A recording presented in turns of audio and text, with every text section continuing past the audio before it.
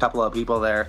Definitely going to be interesting to see. So these guys are going to put it down for the first group and show us something that we didn't get to see yesterday in qualifying. It's going to be some battles. And as you can see there, we have our series prizes for this season. As first gets £200 plus a STRO M DS Series rim set of their choice if they run some Stroms, which is awesome. Thank you so much to STRO M Wheels for doing that, our title sponsor this season. And second place gives £150 plus a GT Omega ART cockpit. I run this myself, a great piece of kit, very, very nice prize to have. And at third place, we have £100 plus a Sikky Manufacturing handbrake. Really cool prize to have there. So thank you so much to Sikky for bringing that on. And the hard charger of the season gets £50 plus an GT Omega Pro Series chair. Really comfortable gaming chair, so you can have a great time at your desktop. So thank you to GT Omega, Sikky and STRO M Wheels for coming on this season and bringing the heat for all of the competitors to go for. Absolutely. It's really cool to see these companies coming in and bringing a bit of spice for these guys to try and chase some prizes here for them being able to do very well. So I believe this right here, this is Michael Trab and Samuel Cuddy, I believe, sending it in. Beautiful initiation from Samuel Cuddy up front there. Michael Trab right there behind him. Look at that E30 wagon just chasing down the E36 coming in the outside zone 4. Fantastic, though. Trab could be matching that angle just a little bit better. And look at that lunging on the chase, but has to back it off, but finishes up the run pretty strong and a solid showing for our first battle of the day. Yeah, indeed, Austin. It is really it's just this layout is going to bring out some of the best battles we've seen all season. I think it's very competitive. It's hard to kind of gap anyone. And as you can see here, Michael Trab just putting it onto the door. Samuel doing a really good job there. Well, it's definitely one of those layouts that's definitely more technical. You start out with that big, super fast corner, and then you have to slow the car down into those really tight hairpins. So it's one of those layouts that honestly doesn't provide a lot of opportunity for running away. So it's honestly a really good track for those really tight-knit tandems. There's not a lot of hard acceleration spots other than maybe coming out of OZ4 into the last corner. But here we go. Michael Trab in the lead position. Here we go. Fantastic initiation in that big wagon, that E36, as Samuel Cuddy right there behind him, though, following in, poised. Look at that, like a dog fighter, just ready, aiming for its target. Look at this. Trab, though, doing a fantastic job in the lead position, but Cuddy pushing him across the line, and a solid battle to show us the start of this event. Definitely. These boys are going to be going hard from the get-go. And as you can see, there's some Cuddy, both VDM and VDC driver as well, coming from other series, really putting it on. But Michael Trab, the underdog, really putting up a good fight. So we'll have to see what the judges think. And it goes. Oh, I can't see if I'm also piloting the drone. Austin, who won? It looks like Samuel Cuddy takes the win. He's going to be moving on into the top 16. Unfortunately for Michael Trab, his hopes end a little bit early today, but definitely not without a fight. The man definitely knows how to put on a show. For sure. And now, who do we have upon the line? We have David Lasco leading in. But who have we got chasing? That would be Careless Bazingus. All right, but here we go. Careless going to send it in right behind him here. Lasco doing a fantastic job in that lead position. Look at that. Fantastic on that outside wide line. Cutting that line just to get out to outside clip 3, which is allowed, but coming into outside zone 4, looking solid. Look at that. No changes in that line. Just looking like he's putting down a solid lead line right there on the door, though. Absolutely fantastic job from both of these drivers. Look at that.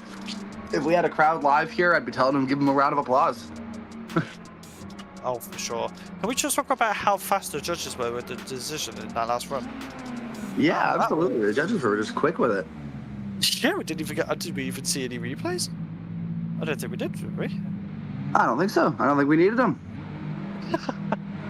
Well, we'll have to see if these guys can make it that easy for the judges in this next run. Well, Carolus going to be in the lead now, and Mr.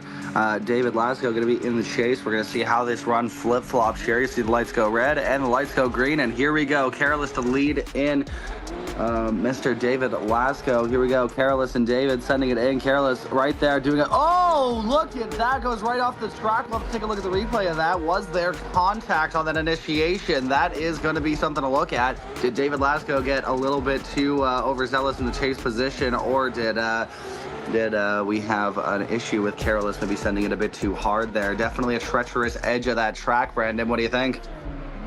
That's a hard one to say. As it's very hard to kind of keep an eye on what's going on when you're so focused on following the runs with your camera. But it did look like David just went in a bit too aggressively. It looks like it. It looks like there might have been a contact there, right there. You see the front wheels almost like it looks like they do collide there on the initiation, and you send that front driver right off the course. So it'll definitely be interesting to see how they determine fault on that. Was David coming in too hot, or was maybe we had an issue with Carolus being too slow? That'll be up to the judges to decide. They're going to be taking a look at the side-by-side here. Take a look at this. You can see both runs at the same time here. Yeah, that was an interesting battle to say the least. It's very fast-paced entry though. That's the one thing compared to Driftland that we've not had so far, is such a fast-paced run-up and entry. So it's a bit of a shake-up compared to the rest of the season. Yeah, not necessarily a lot of room on Driftland to build up as much speed as you do for this initiation, but here we go. It looks like the judges might have a decision. Swipe him left for David Lasco, swipe him right for Carolus Bazingus, and even before I can finish, Carolus is going to take the win in that STRO M Wheels BMW. There we go. Look at that. Definitely a good job there from Carolus. Going to be very happy with that result, as David Lasco is a big heavy hitter in this series. It looks like we have a bye run with Ahmed. I'm about to say, Ahmed getting a bye run here. It looks like a couple of drivers from this first group couldn't show up, either had other commitments or just couldn't make it today, but it looks like he'll be getting a bye run. So let this S15 sing as it flies around course here. Get this beautiful drone work provided by my co-commentator here, Brandon Carter. Look at this. This man is flying around the course, finishing out that bye run strong. Ahmed going to be locking in his position in the top 16. I bet you he's definitely not happy that he didn't get to battle it out, but definitely happy that he's got the position. So we'll see how this goes for the next set of battles. Yes, indeed. I mean, to be honest, a bye run's always good. It gets you further into the competition, but, you know, you kind of want to work for it at the same time. Absolutely. Absolutely, you always want to have to, you know, every drifter always wants to go down with a fight. That's why you see so many instances of camaraderie in drifting. You'll see a bunch of, like, you know, somebody's car breaks and you'll have a bunch of other teams trying to help them fix it. It's because nobody wants to win because the other guy didn't show up or couldn't make it to the line. You want to win because you got a good hard-fought battle. Exactly, indeed. As my teammate in real life, Ryuze Kiba, did in IDS today. He got second place, and he fought hard. He fought very hard, so just goes to show it's all about how much commitment and dedication you have. Just got to send it. Absolutely, just got to send it. It looks like we're getting our next group of drivers loaded in here. We have Shamantis on the line here. Just going to give him a little smooch there. This next group looking like it's pretty stacked. We got Shamantis, Sam Hudson for the first battle. We got Anthony Taylor and Jordy Lopez. We got Daniel Andrev, Harvey Kundy, and then James Estrella versus Liam Scahill. So definitely a stacked lineup of drivers in this group. So it'll be interesting to see how they perform. Indeed. I think that's Ryan Parker's compact from memory. And it is a cool car, to be fair. So it's Sam Hudson's in Ryan Parker's car, using it as a loader. Sam Hudson gonna be chasing in Shamantis. We got this next battle primed and ready to go. I think I heard our stream manager sneeze. Bless you. I didn't know he felt emotion. I just know him as our robotic stream manager. It's sneezing an emotion, Brandon. I don't know. I just never heard him say anything other than a chuckle. Alrighty, fair enough. Well, here we go. We should be getting ready to send these two guys any moment here. Shamantis and Sam Hudson going to be doing what is hopefully going to be a very hard-fought battle for their spot in top 16. Only one of these guys can move on, so both of them are going to be wanting to do it. Sam Hudson in a borrowed car, though. We'll have to see how he manages to handle that. Shamantis definitely going to be comfy and at home in his machine. That big BMW. That's an E92, correct me if I'm wrong, right? I think it is. Yes, it is. It's hard to tell, honestly, because you almost don't see those E92s without a Eurofighter kit on them these days, so it's definitely good to see something different here. Look at that, nice closer look at Arias's BMW. Fantastic livery, fantastic kit. Looks like they're getting these guys ready to go here. Rise's light tree should get going any moment here. Sam Hudson in that chase lane, in that E46 compact. Borrowed car, we'll have to see how he handles that.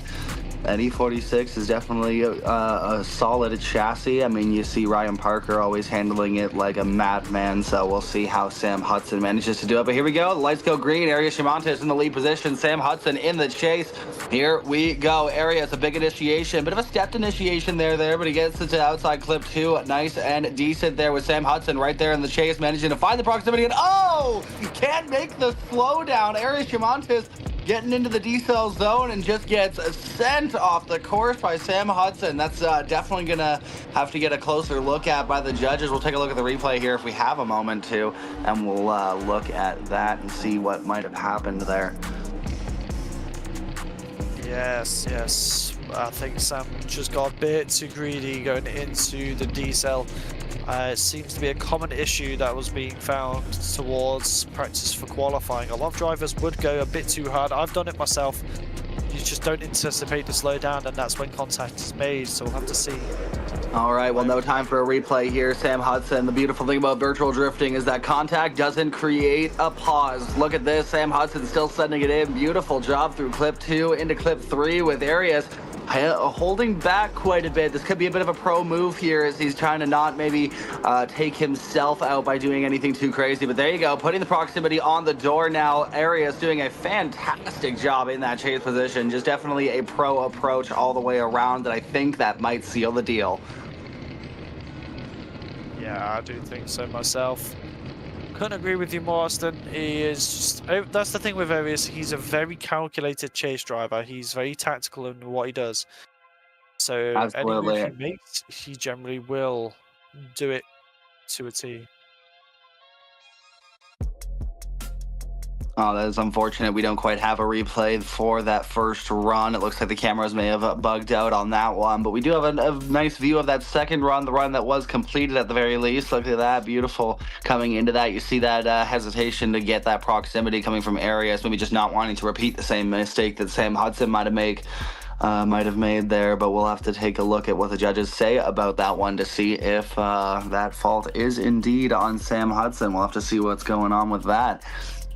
Judges definitely going to be taking a look, seeing if they see anything they might have missed a first time. They always take a look at these instances and make sure that they're making the most educated call possible, because you always want to make sure that you leave no doubt. But here we go, swiping left, and look at that. Shamantis gets the win, and Sam Hudson, unfortunately, looks like he must have been at fault for that contact, because he will be putting it up on the virtual trailer and getting sent home. Shamantis into the top 16. I bet you he's excited about that one. Oh yes, good friend and teammate as well for me. So he's also going to be competing with us in STC next weekend, so he is definitely going to be having a good weekend. Well, here we go. Speaking of good weekend, another battle to keep us excited. Anthony Taylor, Jordy Lopez. Anthony Taylor in the lead position in that A90 Supra. Look at that big initiation coming out to outside clip 2, but Jordy Lopez not backing down, putting it right where it needs to be. But, ooh, a little bit of separation there coming into outside zone 4. Jordy Lopez losing a bit of that ground, but tries to dive in for that proximity. Look at that transition into that last outside zone. Anthony Taylor, a fantastic job as he cuts that line out to that last outside clip, and a fantastic run from both of these drivers. Jordy Lopez definitely look like he's struggling for that pace just a little bit, trying to nose in on that A90 Supra. Definitely kept it consistent for most of the run, but is definitely going to have to pull out a pretty solid run in the lead. Anthony Taylor looking good in the lead position, perhaps making a few little mistakes here and there, but definitely solid runs from both of these guys. Definitely. Anthony is not someone to be trifled with. He's got a lot of pace, but Jordy has also proven that in previous rounds of the season so far. So we'll have to see. And look at that, both of these guys rocking that STRO M Wheels logo on that back fender. If you want yourself a set of STRO M Wheels, you can go ahead and head over to their website, find yourself a set that you'd like to put on your car. Or, I mean, if you're in SVDS, obviously, if you do well enough, you might even be able to win yourself a set. So, that's definitely something that is awesome that they're offering here. Both of these guys running them, and definitely looking fresh doing it. STRO M keeping the whole competition looking fresh. For sure. The DS15 will always be a timeless looking wheel, as well as the DS05. They've got a great selection of wheels, and they do take a battery. So, for whatever drifting needs you need, go STRO M Wheels. Absolutely, but here we go. We should be taking a look at the start of this second half of the battle here. Anthony Taylor to chase in Jordy Lopez. It does look like maybe the judges are taking a look at something that they needed to get a closer eye on real quick before they send this second half rise here. And here we go. The lights go green, and here we go. We have Jordy Lopez on the lead position. Anthony Taylor going to chase him in. Jordy Lopez, fantastic initiation coming up to outside clip 2. Look at that. Anthony Taylor really putting the pressure on, but has to back it down. Doesn't want to make a tap to the door. Yeah, he is going to try and lunge in through outside zone 4, though. A little bit more proximity than Jordy Lopez here, but Jordy doing a fantastic job in the lead here. Look at that. Fantastic by both of these drivers. Anthony Taylor just doing a great job in that chase position. Jordy Lopez making and putting down a fantastic lead. Both of these guys in it to win it. Nobody wants to go out in top 32. Everybody wants that top 16 spot. For sure, for sure. God, it is not easy to drone and commentate at the same time. Your words just can't find themselves. But Anthony and Jordy just really going for it as always. It is great to see these drivers coming onto a new layout they've never driven before potentially, and still just throwing down for the entertainment of everyone else. Absolutely, but here we go, taking a look at the side-by-side. Look at this through this first corner. You see about the same amount of separation. They both kind of lunge up on the door through towards outside clip 2, and they both kind of have to bring a little bit of separation. You see Jordy, though, having that bit of angle correction there and having a little less coming into outside zone 4, but Anthony having overall less proximity and towards the end of that last corner there, managing to make it up. So it'll definitely be interesting to see these guys. Here you go. You see the replay of this first run here. Jordy quite a bit back, but then he lunges up onto the door through clip 2 once again, loses a bit of that ground as he comes into these next few clips. You see that lack of angle there going into outside 4. It does work to his advantage as he manages to keep the speed, but it's definitely going to be something the judges take notice of for sure. Definitely. It's going to be an interesting one for, well, considering how well both of these drivers have done in recent times in the series, it's going to be an interesting call, because I know Jordy's hungry for that podium this round once again, so we'll have to see if he can get through the top 32 to the top 16. Absolutely, both of these guys got in for that spot, but here we go. Only one can make it forward. Slide him left for Anthony Taylor, right for Jordy Lopez. Let's see what they say. Rise, Alex, and Tyre. Let's see. Here we go. They swipe him left. Anthony Taylor takes the win, just inching out Jordy Lopez. Anthony Taylor going to be moving on to that top 16. Unfortunately, Jordy Lopez will be packing it up and heading home, but Anthony Taylor going to be moving on to that top 16 spot. Can't wait to see it. Here we go. Now, this is a battle I'm interested to see. Harvey Kundy versus Daniel Andrev. Two titans in the series, so we'll have to see what they can do for us. Daniel's definitely going to be aiming for that top spot today, but I know Harvey Kundy's going to try and take that, but I'm going to try and commentate a run live while I do the drone. So here we go. Anthony Taylor, Daniel Andreev leading in Harvey Kundy, but Harvey Kundy's right there on the door of Daniel Andrev, that IRT driver with the Wild Monkeys driver, it's in chase. Oh, but a little bit of an interesting separation there as they come into out 4. But Harvey Kundy makes contact with Daniel Andrev, forcing him to come off and wide as they come across the line. That was definitely interesting. You see Harvey Kundy get into the back bumper of Daniel Andrev on that transition. After a couple of daring moves throughout the first corner, you see Harvey had to make that big dive going into outside zone 4. So it's wonder if maybe it might be a little bit of a lack of pace in terms of on Harvey's there. Maybe he doesn't quite have the pace to match that BMW, but we'll see what Daniel Andrev can do in the chase and see if that may be the case. Because, you know, it may be easy to chase a fast car and a slow car. You know, maybe a bit of a difficult task, but chasing a slow car and a fast car can sometimes be even harder. And you see that. Look at this. Quite a bit of proximity from Daniel Andrev, but losing a little bit of that angle. You see him having to hold back, check back just a little bit. Harvey Kundy still throwing down a very solid lead line, but will it be enough to overcome the contact from that first run? Daniel Andrev right there all over the door, but you can see, yeah, that grip difference definitely playing a role there. For sure. I mean, Harvey's always been able to get his car dialed in, but Daniel is just a whole other monster compared to a lot of the drivers on this grid. Not taking anything away from Harvey, he's a very talented man and he is hungry for a win. But Daniel is really pushing hard. Absolutely, but look at that. You see Harvey Kundy making those very daring dives. That's definitely a sign of a car that may be lacking that speed, but he still manages to make it work. Fantastic job from Harvey Kundy making these lunges here. Here's where the problem lies, though. There's a bit of contact on that transition that sends him wide. That's unfortunate there, but Harvey still throwing on a fantastic lead run with Mr. Andrev there doing a great job in the chase. Definitely taking a more pro approach. Absolutely. We'll have to see what the judges think, my friend. Absolutely. Obviously, up here in the commentary booth, we don't entirely know what we're talking about. The judges may see something we don't. There might have been braking from Daniel to cause the contact. Who knows? We really don't. Until we have the judges' final say on it, which I believe we'll get here in a moment, but we'll see the replays get played a couple more times here. Look at that. There's Daniel Andrev doing that absolutely flawlessly. You see from him all the time that slow down, almost no wavering in the car from it. Like they are always just on point. But there it is, that contact that's going to be the big point of contention for this run.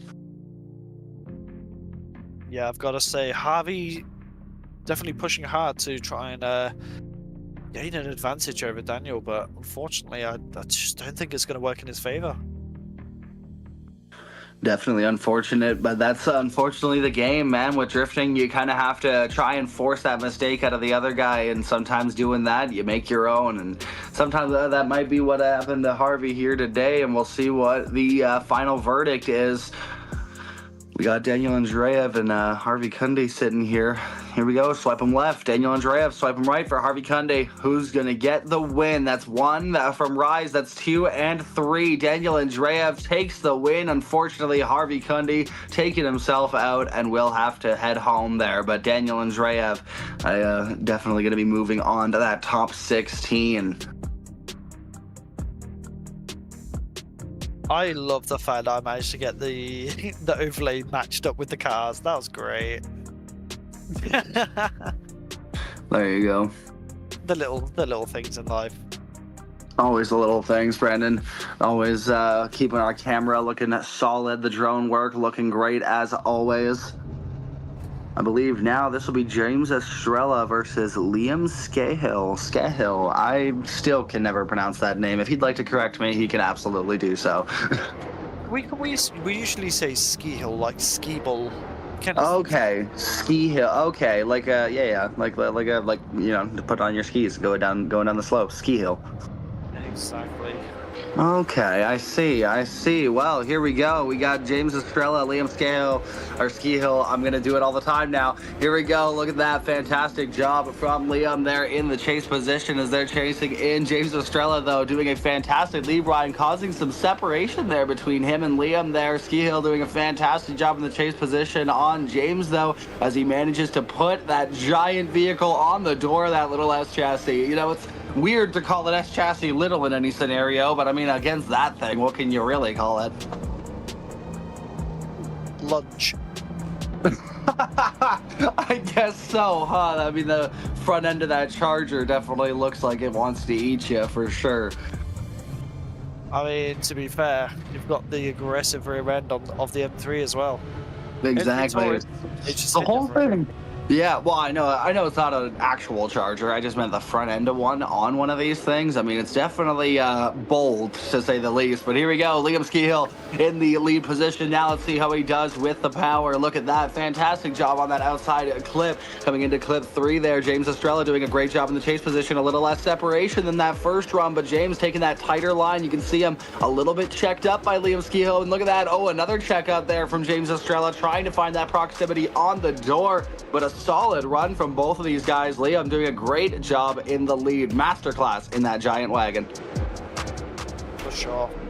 I mean, Liam doing what he had to do. James almost making contact in the transition between 4 and 5, so we'll have to see what the judges think. Yeah, it'll definitely be... Or was it just a nudge? Yeah, it'll definitely be something you have to take a look at here, because it was definitely a little bit hard to see on the initial replay there. You'll see, I believe it was on James Estrella's chase there. He kind of gets a little bit checked up there. I'd love to see that again there, getting that second run. Here we go. You see the replay here. James Estrella in the chase position once again was on the back end of that M3 Touring there pretty well through that first corner. You come through and he's got a tiny bit of separation, manages to move in here. This is where he starts having a bit of trouble. He's right there on that inside of the track, and it sets him up for, ooh, it looks like there might have been a little bit of contact there. Not enough to offset Liam, it looked like, too much, but definitely a little bit there. So it'll be something the judges are considering. Take a look at this. You see it a little bit more better as the cameras switch here on the transition, right? Bam, there. You see that James Estrella gets a little bit into the back end of that M3 Touring. Not a hard thing to do. I mean, that thing is quite sizable on track. It has quite a bit of a footprint there, but definitely something you have to contend with when going up against a car like that. So James making a slight mistake there, but it might be enough. I mean, SVDS, we have some pretty tight drivers here, and sometimes it can be the smallest little mistakes that can send you home. Exactly, and it's just proof that no matter how good you are, there's always a moment where you could potentially get knocked out in an early stage of the round. So never hold your cards too close to your chest, and always just... Oh, I didn't notice, though. There is a little bit of contact from Liam on the first corner there in the chase position. He puts it into the door of James a little bit, if we can see that. Oh, no, I guess the judges have already caught in that. We'll see if that gets factored in here. Swipe him left for James Estrella. Swipe him right for Liam Scill. That's 1, 2, and 3. Liam Scill takes the win, bringing that big, beautiful M3 Touring up into the top 16. Unfortunately, James Estrella going to be heading home for the day, but Liam Scill moving on, or Scill, I'm going to keep flip-flopping it. I'm so sorry. But I'm sure he's going to be excited to move on to the top 16. Look at that. Here we go. You can take a look at our top 16 so far, who we've got there. Brandon, I don't know if you have a chance to read this out, so I'll take a look at it here. You got Samuel Cuddy. It looks like he's going to get a bye run going into top 16. I don't know if either of our first 2 drivers showed up. Oh, okay, I see. There's going to be a battle that's going to be waiting. All right, so up until then we do still have Samuel Cuddy waiting there to see who he's going against. We have Careless I'm never going to be able to pronounce that right. Careless versus Ahmed there. That's going to be a solid battle there. We have Arias Shamantis and Anthony Taylor, as well as Daniel Andrev versus Liam Scill. So that's going to be an interesting top 16 so far, but we still have a back half, a top 32 to get to. Indeed. So we are going to be doing a server reset. So while we're doing that, we're going to go into an ad break. So we'll see you shortly, and make sure to get some popcorn, or snacks, drinks, kick your feet up. The action will come soon. Oh, God, words.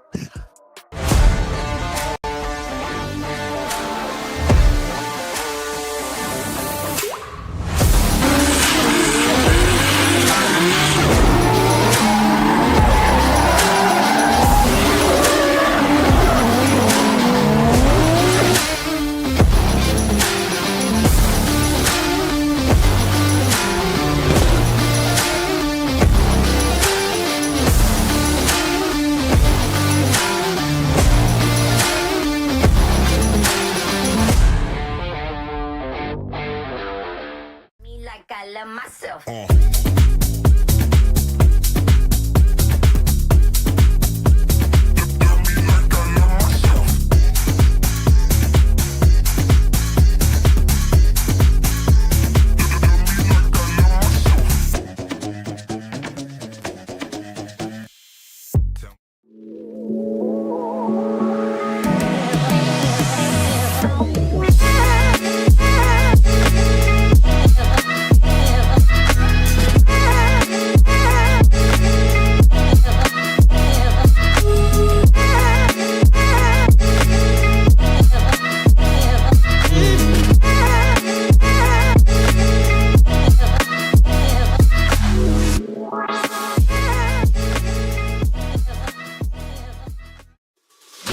Are you ready? I'm ready.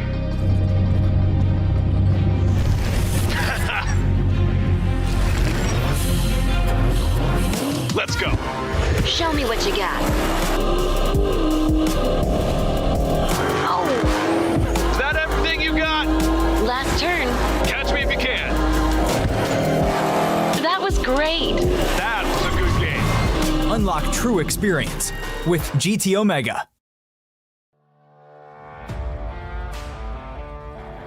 Carbon Drift Team, sponsoring SVDS Series 4.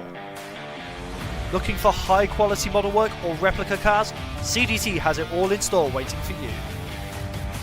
With a highly skilled team, they are at the forefront of making sure the product that you receive is of the highest quality. Make sure to check out the socials and Gumroad for any and all projects to be released.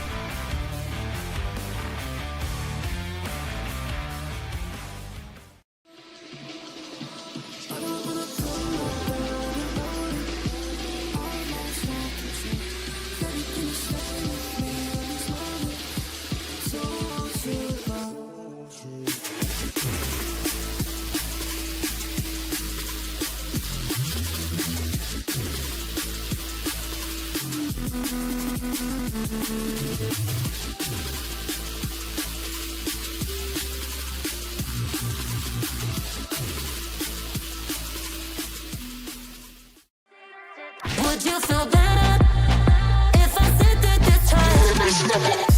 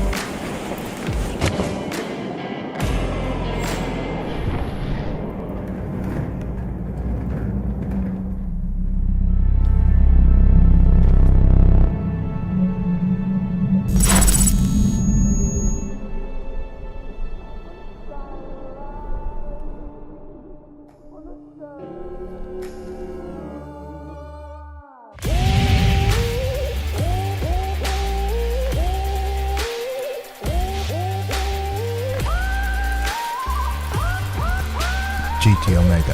Stay ahead of the game.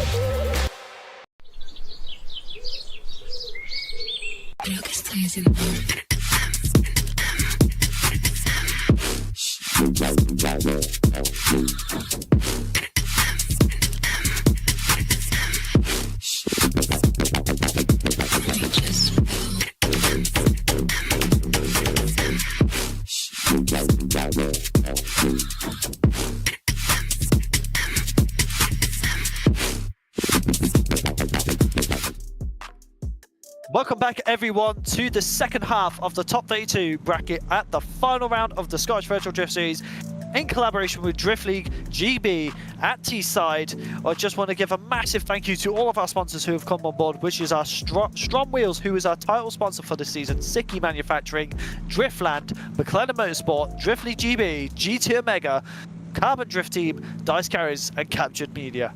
It has been an insane season so far, and Austin, what have we got coming up?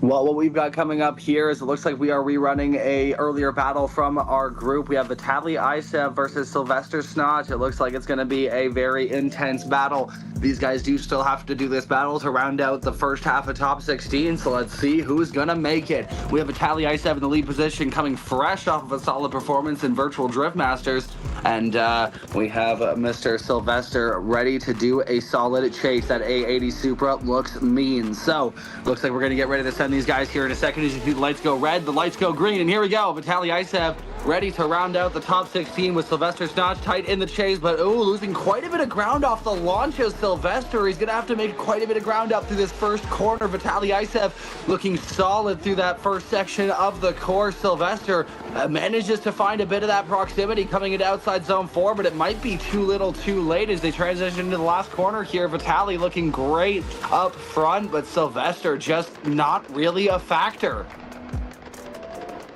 Unfortunately, I mean, Sylvester just couldn't quite put it together entirely for a chase run there. It was just, from the gate, he couldn't quite make that speed happen along with Vitaly. I mean, he'll have to pull out quite a performance in the lead to gain an advantage. I think Vitaly might be walking away with an advantage on that first run, but that is just me as the commentator. That is the judge's decision. But here we go. We'll have to see what the second half of the battle entails. We have Vitaly Isev now in the chase, Sylvester Snotch in the lead position.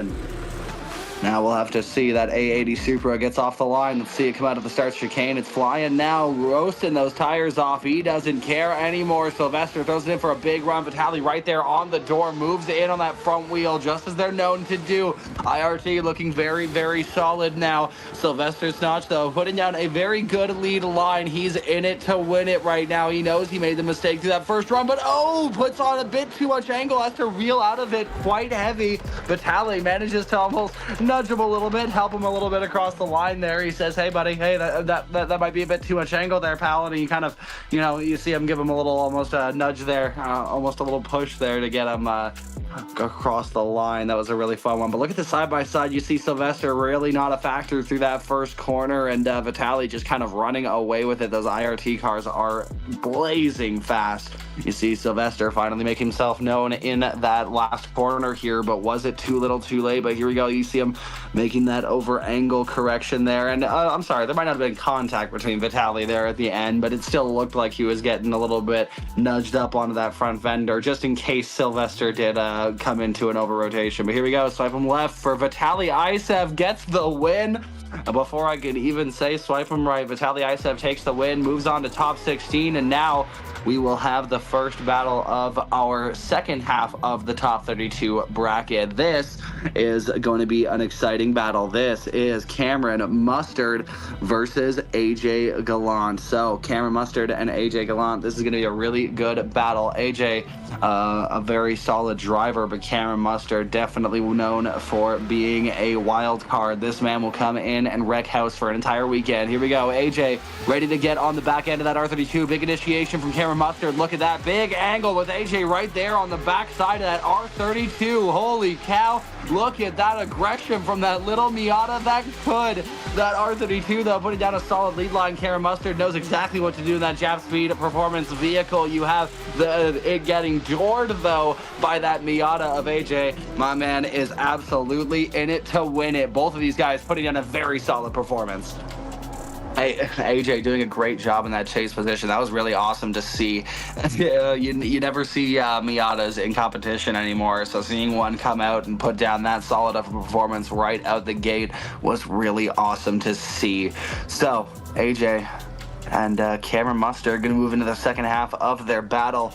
Cameron Mustard in the chase position, AJ in the lead position now. We'll see what that Miata can do now that it's got the clean air. Here we go, coming out of the start chicane. Basically not even a start chicane for that thing. It's so small. It goes for the flick initiation. Cameron Mustard right there on the back end of it, but loses a bit of ground. Ooh, a bit of a hesitation there in the lead by AJ, but manages to keep it on that wide line through clip 3, looking solid and outside zone 4, but Cameron Mustard right there on the door, holding back a little bit, going for that transition a little bit earlier, trying to nose right in on the back end of that Miata.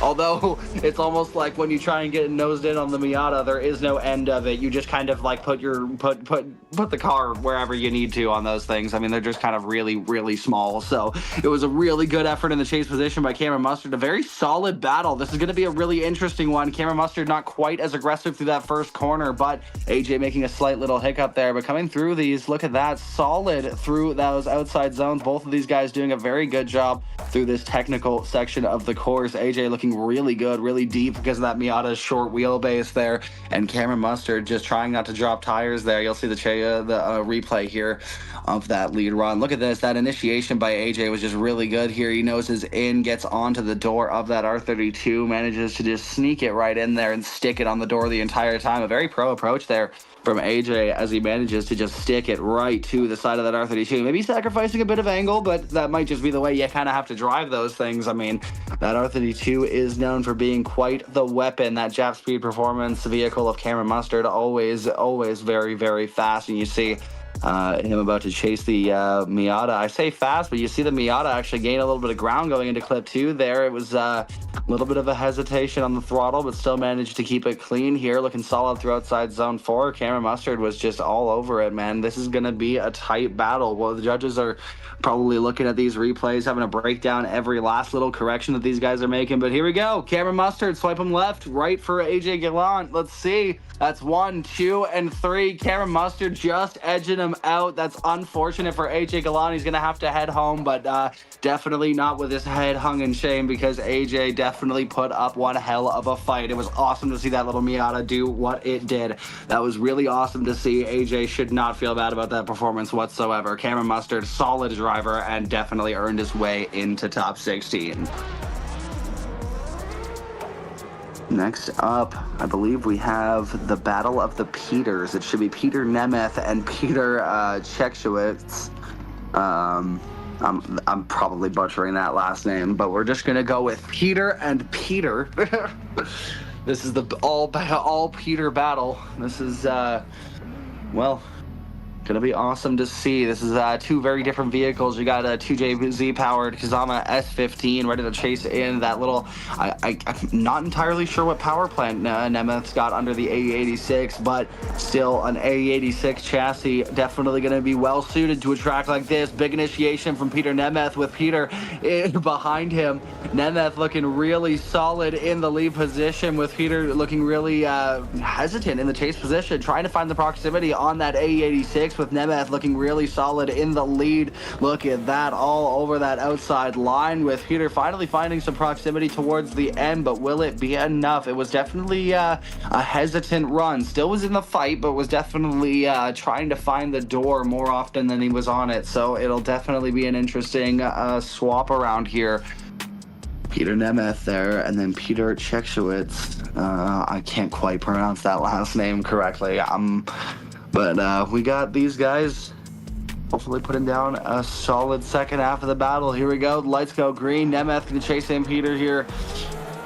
Peter ready to send it in. That big initiation from that S15, the A86. Ooh, losing a bit of ground through that first corner here. Coming into clip 2, looking solid though as Peter Nemeth tries to find the door of Peter Czechowicz, and coming into outside zone 4, he does find that proximity, riding him, looking solid. Look at that, all over the door of that white, green, and yellow S15. Absolutely solid battle from both of these guys. It'll be an interesting one for the judges. Definitely a solid run. We'll take a look at the side-by-side here. Look at these runs close together. You see a bit of a hiccup on that initiation there from Peter Nemeth, but Peter Czechowicz wasn't quite too close at the start either, so we'll have to see how that evens out. You see definitely Nemeth being a lot more aggressive coming into 4 and getting a bit more consistent proximity throughout the rest of the track, but definitely very similar lead runs. Both of these guys doing very solid up there in the lead with that clean air. I mean, everybody's running these very, very solid lead runs. You saw in qualifying yesterday. I mean, everybody was in that mid 80s. So everybody's got this track pretty down. And you see Peter Nemeth no different from the rest of them, looking really solid in that lead run. Maybe a little bit hesitant coming into outside zone 4, but the transition nice and snappy into these last few clips here through clip 7, looking really good there from Peter Nemeth. So it'll be interesting to see how the judges sway. You see Peter Czechowicz taking that clean air now with that. He does a really good lead run, that initiation. Maybe a little bit hesitant on throttle, but still looking really solid with a lot of speed and momentum there. Peter Nemeth looking a little bit hesitant towards the start of that first corner, but looking really solid through the rest of the course. Just look at that A86 just able to really put it onto the door, that S15. That thing is just known for being a really tight and really close, really aggressive little chassis. So gonna be interesting to see how these guys go up against each other, if they have to go up against each other again. But right now we're seeing if the judges have made a decision. Will they be able to make a call between these guys? The battle of the Peters, Peter Nemeth or Peter Czechowicz.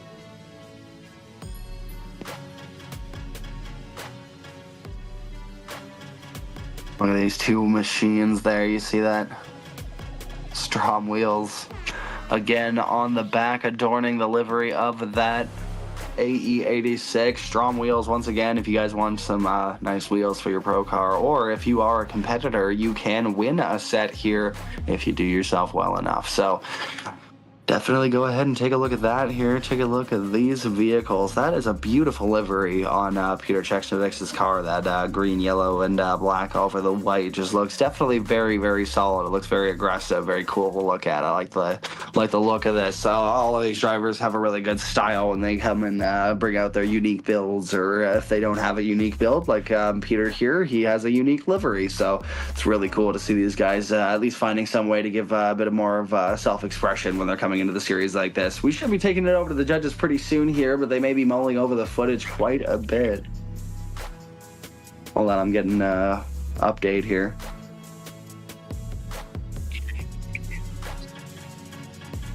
Alrighty, we're just waiting on one more judge to make his decision, and we should be taking it over to the screen here. Here we go. Swipe him left for Peter Nemeth, swipe him right for Peter Czechowicz. Which Peter will it be? I think it's going to be Peter moving on to the top 16, and it is Peter Nemeth. Takes that beautiful A86 one tier higher today at the final round of SVDS.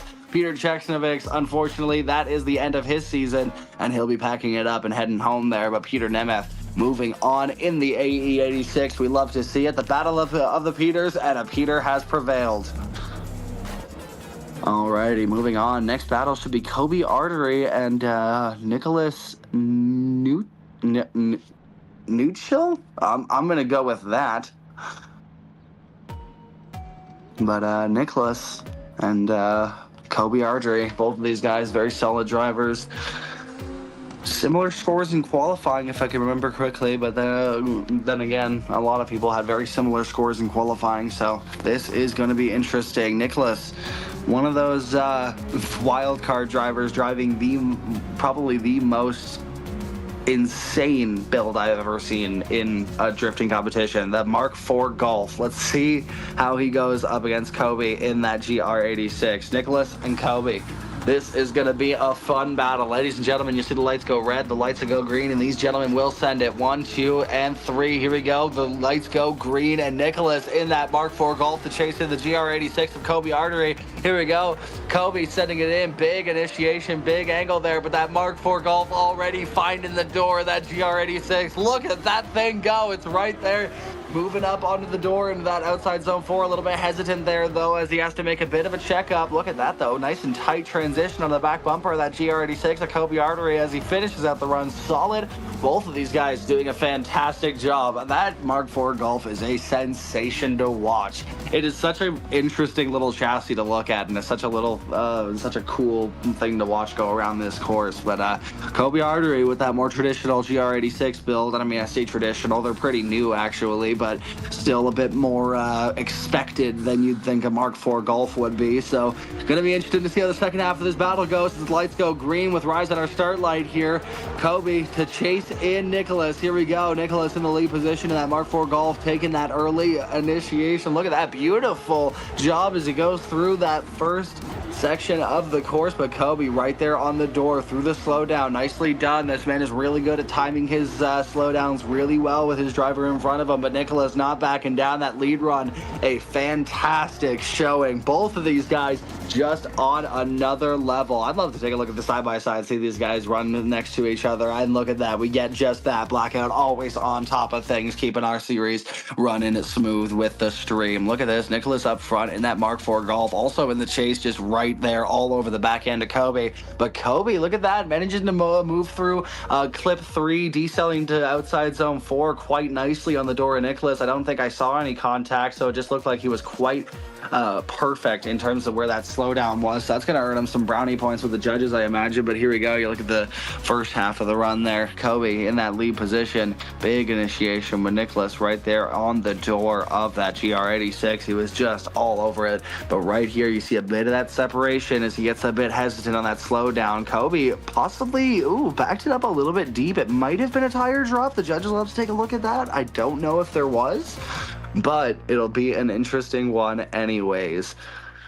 Nicholas just firing that Mark IV Golf around this track. I cannot take my eyes off of that thing. I mean, look at it, just flying. I believe Brandon mentioned that it was on E36 suspension, at least in the rear, and definitely proven to be useful because we know that E36s are definitely very capable. So if that thing's even running close to that geometry, it definitely has a shot, and definitely making it known here. Yeah. I think it's a rule book. If there's no data available for your chassis, you do have to go on to like a BMW like style suspension, like an E36 data. So that's, I believe, why he's having to run that, because I don't think there's any actual available data for anybody drifting a Mark IV Golf. But that's kind of the story as to why he's running that data, is that, I mean, when you're presented with a chassis that doesn't have data for it, per the rule book, you run E36 stuff. But it's definitely serving him well as you see this thing looking fantastic up front, and Kobe just all over the back end of that Mark IV. Definitely a close battle. These judges taking a look very, very closely because these runs were definitely the tightest they could get. Look at this. We're getting a nice little look at these vehicles. That beautiful livery on that Mark IV Golf too looks really nice. I like that. Like, it's I can't remember what generation it's from, but there's like this like one design that was like uber popular through like 2 decades, and it looked basically like that with like more colors than just blue, but like that still looks really cool. It's a nice little like throwback.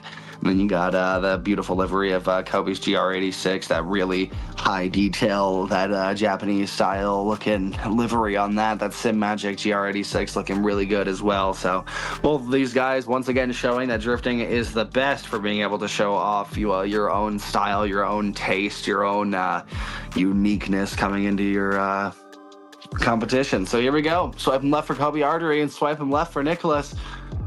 We're going to see who takes it. Will it be the Mark IV Golf? And it is! The Mark IV Golf moves on. He's going to be taking the win and moving on to the top 16. Kobe, unfortunately, is the end of his day, but that Mark IV Golf, we're going to get to see it. That thing is absolutely sensational. I cannot wait to see that thing battle some more. Moving on, I believe we got one more battle for this particular group of drivers. Then we'll load in the next set, but we have to see Danique Joseph versus Braden Howard. These guys, two very solid drivers. Danique Joseph, Braden Howard, Both of these guys absolutely solid. Danique Joseph in that 1M, I believe. And we're going to see this go down.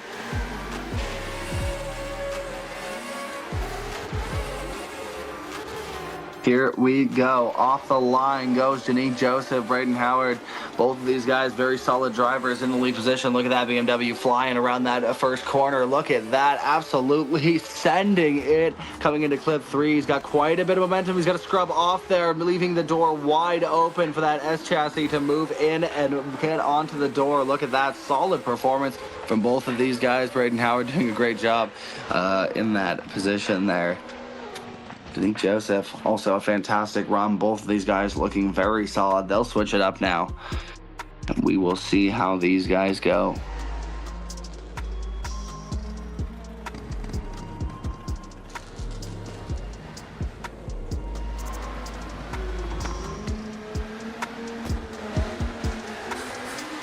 Alrighty, both of these guys getting ready for the second half of the battle. Off the line, here we go. Danique Joseph chasing in.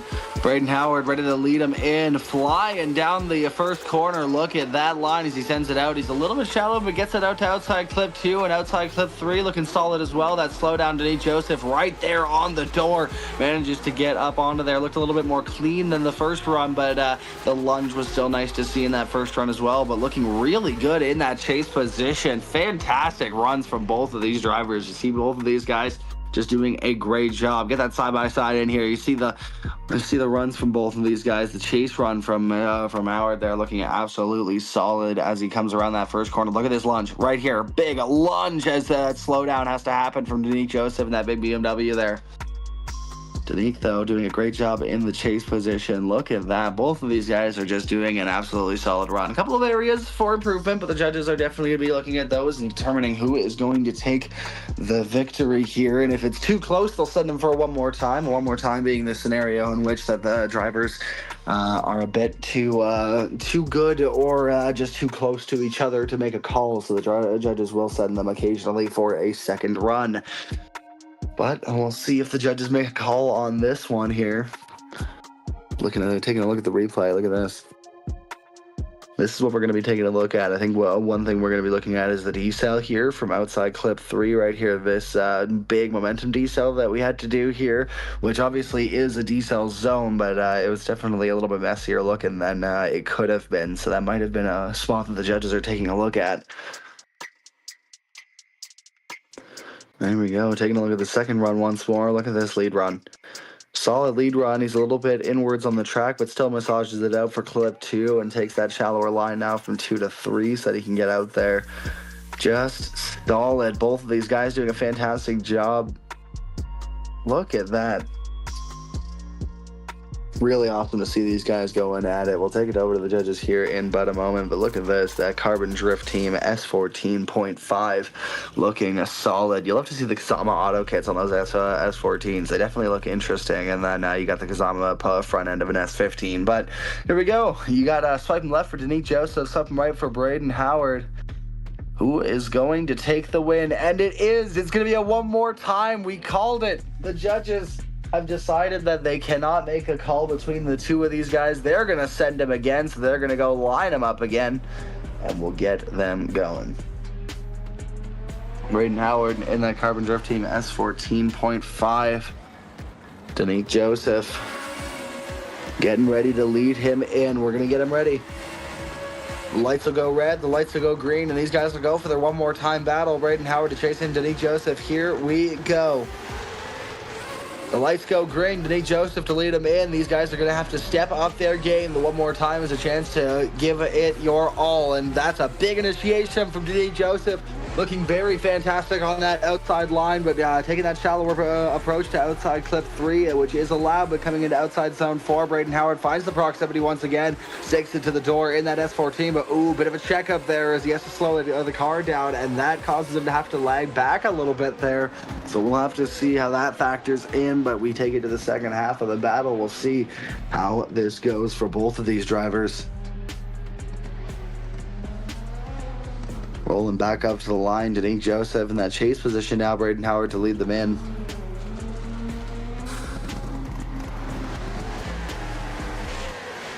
Braden Howard in that Carbon Drift Team S14. He's going to have to make it up in the lead position. Danique Joseph going to see what he can do in the chase. He shows that he's a very solid chase driver, so let's see.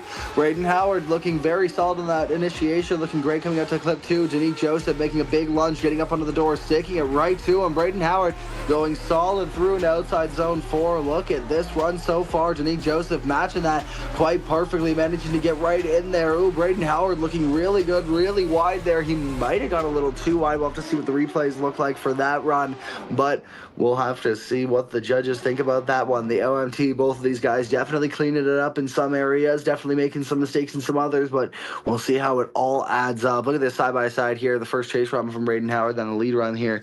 See Danique Joseph taking a bit of a shallower line to start that first corner, but it works in his favor as he managed to keep the proximity. But here we go. You see the transition here. Braden Howard makes a bit of a mistake and has to back off here, but Danique Joseph manages to lunge right up onto the door. Solid run from both of these guys so far, but here we go. Swiping left for Danique Joseph, swiping right for Braden Howard. Who is going to take the win? Who's going to move on to top 16? That's 1, 2, and 3 judges unanimously. Danique Joseph takes the win and moves on. Unfortunately, Braden Howard taking home, or heading home. Unfortunately, Danique Joseph will be moving on to the top 16. Alrighty, and I believe that means we will be moving on to our next group of drivers, but here we go. We have a lot of drivers now ready to go for that top 16. We'll start on the left here. You have Vitaly Isev versus Samuel Cuddy, Karolis Bazingus versus Ahmed. You have Arias Shamantis versus Anthony Taylor, Daniel Andrev versus Liam Skihill, and now we have the top right of the bracket filled in. You have Cameron Mustard versus Peter Nemeth. That's going to be an intense battle. You have Nicholas Natsuchi and Danique Joseph. This is going to be one hell of a top 16 so far. We're going to be taking it down to the last bracket of drivers. You see the next up, we have Gitus versus Ian Koenig. You have Brandon Carter, our own commentator today, versus Dawson Silver. You have Caden James versus Arnold Moss, Luis Zanata versus Killian Garris. This is going to be a really great final half of this top 32. We're going to take a look at these guys here. It's going to be a good, solid showing. We're getting them all loaded in here, and we're going to move on to that last group of drivers.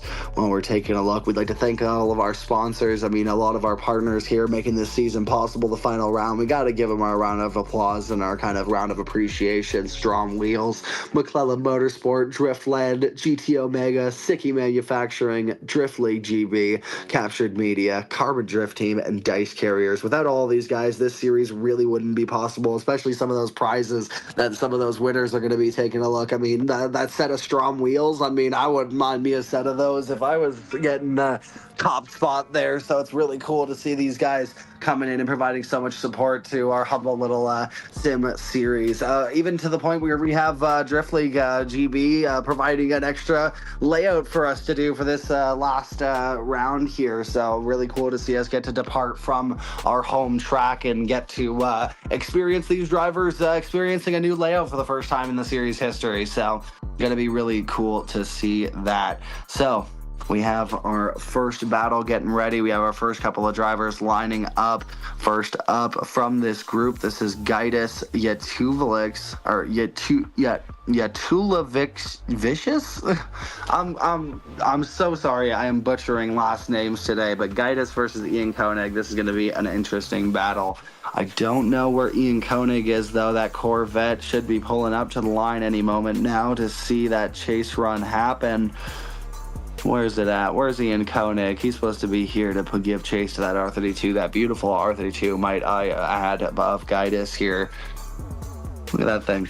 We always love to see it. I love R32s getting sideways. GTRs get too much love for the track racing and everything, but I feel like they're actually quite solid drift chassis, and it's really cool to see people out here actually making use of that. I mean, me, myself, I do have a R chassis of my own that I drive in pro settings, but definitely these guys making it work, and it's really cool to see Gitus doing really solid in qualifying yesterday in this absolute beast of a vehicle.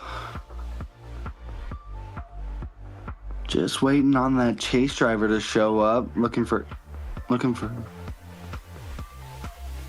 Ian Koenig, but he isn't in the server. It looks like we're trying to get him in here, trying to get him loaded up. I don't know how much time he's gonna have before we might end up having to run without him, but we'll see what is going on here. I believe he is here, so he should be here in time to actually battle. It's just that he's must be having some trouble loading into the server. Trying to get it all sorted. We obviously want to see all of our battles happen. We'll have Gitus and Ian Koenig here. But definitely having a bit of issues on the back end. Unfortunately, you just kind of have to deal with these issues when it comes to sim setting. I mean, you have connectivity issues, hardware issues. I mean, anything and everything can go wrong in this scenario. But here we go. Look at that. I believe. Are we looking at who we're looking at here? I was about to say, I think this is Ian Koenig. We're tuning into the driver cam here. Ian Koenig, I guess, has been taking some Jedi training while we weren't quite paying attention, because he seems to have learned the Force to be able to steer his steering wheel without touching it. But other than that, it's good to see him out here. He's pulled up behind the rest of the group, I think, not knowing that he's got to be pulling up to the line there. You see him backing up and pulling up past the group here. Ian Koenig and Gitus, we're going to see how these guys go at it. That Corvette ready to chase down that GTR R32. This is going to be awesome. Here we go, kicking off this group. Well, I think we're finally going to see these guys go. The light tree will go red for the first 3 lights, and then once it goes green, these guys are clear to send. Ian to chase and Gitus. Ladies and gentlemen, thank you very much for sticking with us so far. If you haven't tuned out already, we hope you're having a great time. We hope you are enjoying the battles on your screen today. I mean, all of these guys putting down the best effort they can to give you guys the best show that they can. And I mean, I don't think that this will be any different. Ian Koenig, I think, being told to move up a little bit there, but I think that means we finally should be getting started. With the lights about to go red, they'll go green, and we'll finally see these guys take off. With that green light, Gitus to lead in Ian Koenig. Here we go. Gitus in that R32 GTR with Ian Koenig in the chase position, ready to send it in. Here we go. Gitus. Oh, big initiation from Gitus, but Ian Koenig lacking on that proximity to start with. Maybe perhaps wasn't ready for the speed of that GTR as he comes in the chase position. Maybe a little bit cold here. He's not quite as poised as we're known that Ian Koenig can be, but Gitus just putting down a textbook lead line. Ian Koenig didn't look like he was quite up to form. I mean, Ian, usually a very aggressive driver, somebody who's known for online for throwing some of the biggest entries and some of the wildest drifts you see on Instagram. He's throwing some of the craziest stuff you see out there, so you definitely expect a little bit more aggression from him, but perhaps he's just not quite as warmed up as he'd like to be today, and just wasn't quite ready for the run. You see just a lack of proximity throughout most of the run, lack of aggression, so we'll see if he can remedy that for the lead run. Ian Koenig, I imagine he's ready to send it. Look at that big angle from him going into that first corner with Gitus right there in the chase position, that R32 all over the back end of that C6 Corvette. Ian, though, doing a fantastic job in the lead run. He's awake, he's here, he's finally ready to go. Ian's here, and he's putting down a solid lead run for Gitus to do chase. That is a very, very solid battle. Unfortunately, Ian just couldn't quite put it together for the chase run, but definitely seems that he shook those sillies out for the lead run there, as he definitely sent it pretty hard. But you see, yeah, just lack of proximity, a lack of commitment from Ian Koenig in the chase position through that first run. Definitely going to play a role in how the judges take a look at it. You see Gitus doing a very, very solid job as he sends it big angle through a lot of this course, known for it. Ian reeling it in for the proximity, but doesn't just quite match the angle in a lot of the places. So I don't know. It's definitely going to be an interesting one. We'll take a closer look here at Gitus's chase as well. Gitus moves in on the door of that C6 Corvette, has proximity noticeably earlier through that first corner. Gitus trying to move up onto the door and push on through that decel zone, finds the proximity. Ian nudges in a bit closer towards the end of OZ4 than Gitus did, but Gitus a bit more consistent on the angle matching. So definitely, if I were to say anything, I'd be leaning more towards Gitus on this one. Just unfortunately, it looks like Ian couldn't quite put it all the way together, but that's also entirely up to the judges as well. They might see something that I don't, and if we see a call that might not make quite too much sense, we might get one of them to explain, but otherwise we'll see what they decide. We'll see Ian Koenig or Gitus. Let's see which one of these guys will take it. You see the replay. We'll see how this goes here. Entering in, you see Ian just, hesitant, it looks like, not quite expecting that R32 to be as fast as it was, and just getting caught up in the chase. Just trying to find that proximity the entire time, kind of chokes himself off there as he tries to find it a bit too late through outside zone 4, and just can't quite put it entirely together. The lead run, however, Ian definitely showing his strut here as he definitely throws down one hell of a run. Look at that big angle into that first corner, holding it out there as wide as he can the entire time. Really cool to see that. Absolutely stunning job from both of these guys.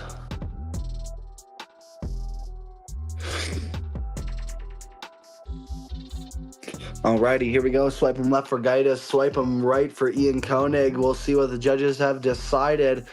Oh, it's going to be an OMT. That's going to be an interesting one. We'll have to see what the reasoning behind that one was. I don't know if maybe we can get a judge up here to explain. Maybe we can have somebody explain as to why that one went OMT. Maybe Ty, maybe we get Alex up here.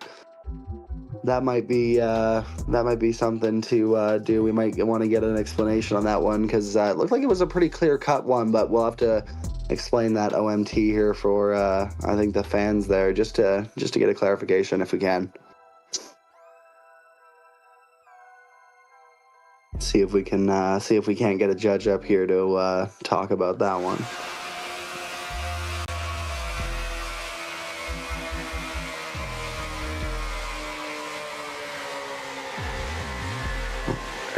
I think we are going to get a judge up here to explain what that call was here any moment now. We're seeing the drivers line up again for their one more time. It's going to be interesting to see how the second half of the battle goes, but I think we will actually get a judge up here just at any moment to explain the OMT call.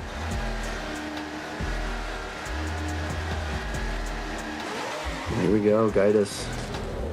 Look at that. IR32 looking very solid in that lead position. Ian Konig in the chase. Definitely very thankful he's got another shot. I imagine he's going to want to get a good run here. Given that second attempt, you're going to want to absolutely show off what you can do. And there we go. We have a judge here. We have Ty, one of our judges here to explain the call. So Ty, taking a look at the side-by-side here, it looked like maybe to some of the fans that it might have gone one way or the other. And we're just hoping for a little bit of clarification on as why the call might have gone one more time. Yeah, so a little bit of clarification is two judges went with one more time. I went with Gitus, mainly because I didn't think Ian's chase was good enough to warrant one more time. However, the other two judges saw it as a scrappy run between both drivers and couldn't see a winner out of both of them.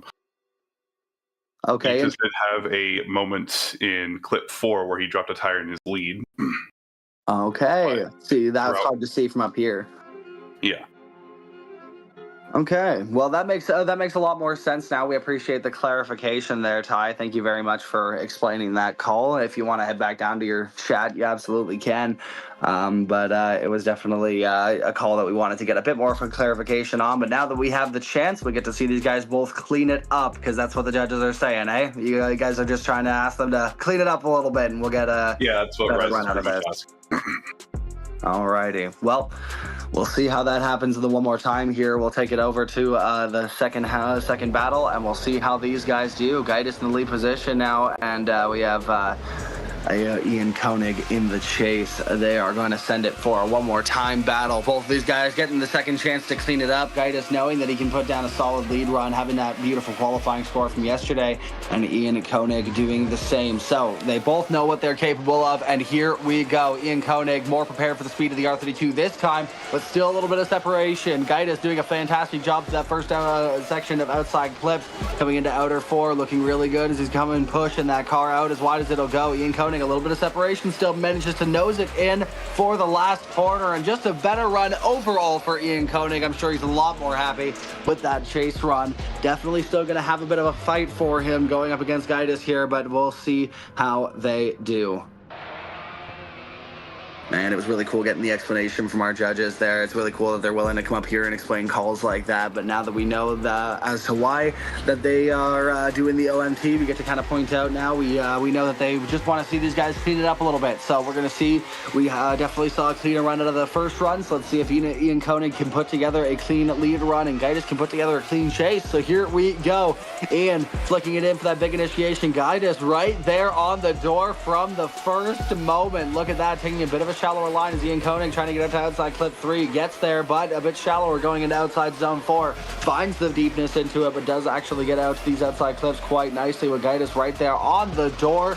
And a solid run from both of these guys. Definitely a tighter battle for sure. Definitely keeping it reined in quite a bit more from both of these guys. Definitely what the judges wanted to see.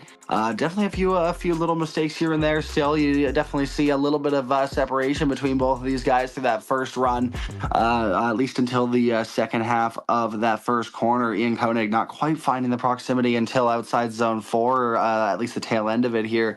Just can't quite seem to put it all the way together, but Gitus still doing a pretty decent job in the chase himself, having that proximity through the first section of the course. But both of these guys making a lot of last-ditch moves, trying to get the advantage over the other for sure. You see a lot of these big sends here. Ian trying to take that shallower line, trying to get out to outside clip 3, definitely trying to carry the momentum of that C6 Corvette. Big transition, looking good through that last corner, but Gitus hesitates for just a moment and then just reels it right back up onto his door. So definitely an interesting battle to take a look at. Both of these guys looking very, very solid. Look at this. Gitus' lead just absolutely on the edge here as Ian Konig trying to get to the door of that R32 as well. Just can't quite seem to find it until the tail end of the run. We'll take it over to the judges here in a moment once we have a decision. I believe we're still waiting on a call here, but both of these guys just absolutely fantastic runs there. Ian Konig and Gitus there just looking absolutely solid. Those are that R32 and the C6 Corvette. Both of these, maybe they are pretty unique builds for the series. I wouldn't say they're unique builds overall, but they are definitely unique builds for the series. I don't think there is a lot of other Corvettes, and there's only a handful of R32s in the series. Look at these, a nice closer look at these. Ian Konig in that C6 Corvette, STRO M Wheels, Sikky Manufacturing. Look at that. Red line on the door, Link ECU, Valino, he's got Sujiyuri, I believe they're working on his data and that kind of thing, trying to get that car all handling correctly. You got STRO M Wheels and Sakai on the R32 of Gitus there. Look at that.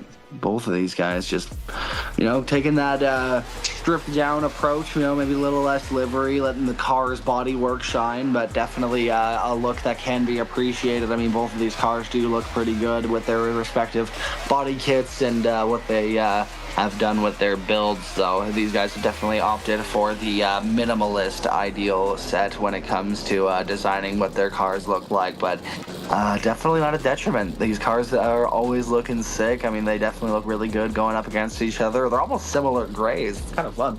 But yeah, I got Ian Konig C6 and Gitus in that R32. Who's going to take it? Here we go. Swipe him left for Gitus, swipe him right for Ian Konig. Or are we going to get another one more time? Let's see. Swipe him left or swipe him right, boys. Let's see who's going to move on to that top 16. We got 1, 2, and 3. Ian Konig takes the win. We'll have to see there. Ian Konig takes the win. He's moving on to top 16. We'll have to see how he does up there. Gitus, unfortunately, ending his weekend early. Just an interesting one for sure. Ian Konig gonna be moving on to that top 16. Next up, Brandon Carter, our very own Brandon Carter versus Dawson Silver, Team Reverse Simulation Team, and Dawson there going to be going up against him. Dawson Silver in that chase position, Brandon Carter in the lead. We got Dawson backing up. I believe Dawson Silver is just scrubbing his tires a little bit, warming them up, getting them ready to go. Brandon Carter in the lead position. He's been doing practice runs since that last group there. That's why I've been commentating solo since the halftime break. But we've got Brandon Carter. He's been getting some practice runs in, trying to make sure that he's all freshened up, and we'll see if that pays off for him in that Team Reverse S15. And yeah, We'll have to see how Dawson Silver does in the chase position, but here we go. Rise will set the light tree to get going. Here we'll see 1, 2, 3 red lights and a green go off, and that'll be their clear to send. Now, obviously, Dawson Silver is allowed to take off slightly earlier if he wants to, but it looks like they're going to opt for the same takeoff speed. Here we go. Brandon Carter firing it into that reverse simulation S15. Big initiation, looking solid, but Dawson Silver going for a big lunge. Look at that, though. Quite a big correction. Dawson Silver drops tires in the chase position. Brandon Carter is still in the lead. He does have to finish the run, but all he has to do is finish the run. He's got a sizable advantage going into the second half of the run. Dawson Silver making quite a big correction there and just can't quite keep it on track. It looked like the car like understeered, and when he tried to get it back from that understeer, the rear wheels dropped into the grass, and there was nothing he could do at that point.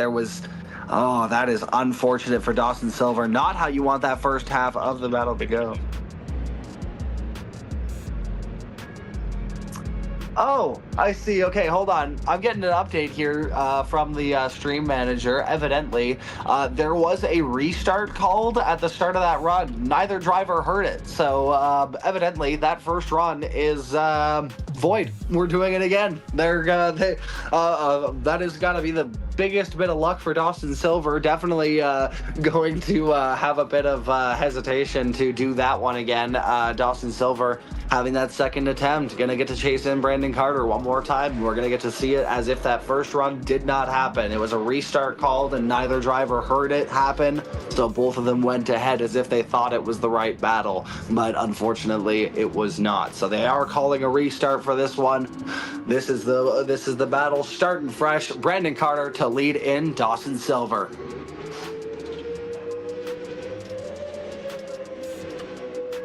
Here we go. You'll see the lights go red, the lights will go green, and both of these guys will have their shot to send it, hopefully for real this time. Brandon Carter in the lead, Dawson Silver in the chase. Brandon Carter in that reverse simulation team S15. He is definitely wanting to get a win out here at the final round, but Dawson Silver going to try and play spoiler to that as well. Here we go. Big initiation. Brandon Carter right there on the line. Dawson Silver kind of mimicking what he did the first time, but still manages to massage it back up onto the door of Brandon Carter. Look at that. Brandon looking solid going into outside zone 4. And oh, big straighten up from Dawson Silver. Dawson Silver, I don't know what happened there. It just looked like the car cut out. He couldn't quite keep it going, and he just couldn't quite keep it at angle. Brandon Carter finishing out the run strong. Judges will have to take a look at that, make sure there was no fault on Brandon Carter for that, but I think that might have just been an isolated incident. Either way, Dawson Silver, not how you want to go out in terms of making a big mistake like that, but we'll see if he can put it together for the lead. Anything can happen if Brandon Carter makes a sizable mistake. This could still go one more time, so we'll have to see. Anything can happen in drifting. Dawson Silver going to have to pull a rabbit out of the hat here. Let's see what he can do. Dawson Silver, big initiation, big angle from him. Brandon Carter holding back just a little bit, but finds the proximity towards that back fender of that big BMW. Dawson Silver doing a solid job coming into outside zone 4, not mimicking what happened in the first run, which is good for him. Brandon Carter right there on the bumper. Big transition there as he tries to nudge up onto the back end of Dawson Silver. Perhaps not trying to go as aggressive as he could be, knowing that he may have an advantage, but we'll have to see what the judges think about that one. Dawson Silver definitely, we're gonna have to take a look at the replay of what happened here. You'll see kind of similar to what happened in the run that we were forgetting about, as he kind of is hesitant towards the first half of that first outside zone, but still manages to keep it together. But right here, it's like the car couldn't quite, I don't know what gear he was in. Maybe it was in too tall of a gear to light it back off again, but coming out through that outside zone or through that decel zone, he just couldn't quite get it lit off again. You see through this second battle there, Dawson looking a lot more solid going through this run, but Brandon Carter just sticking with him,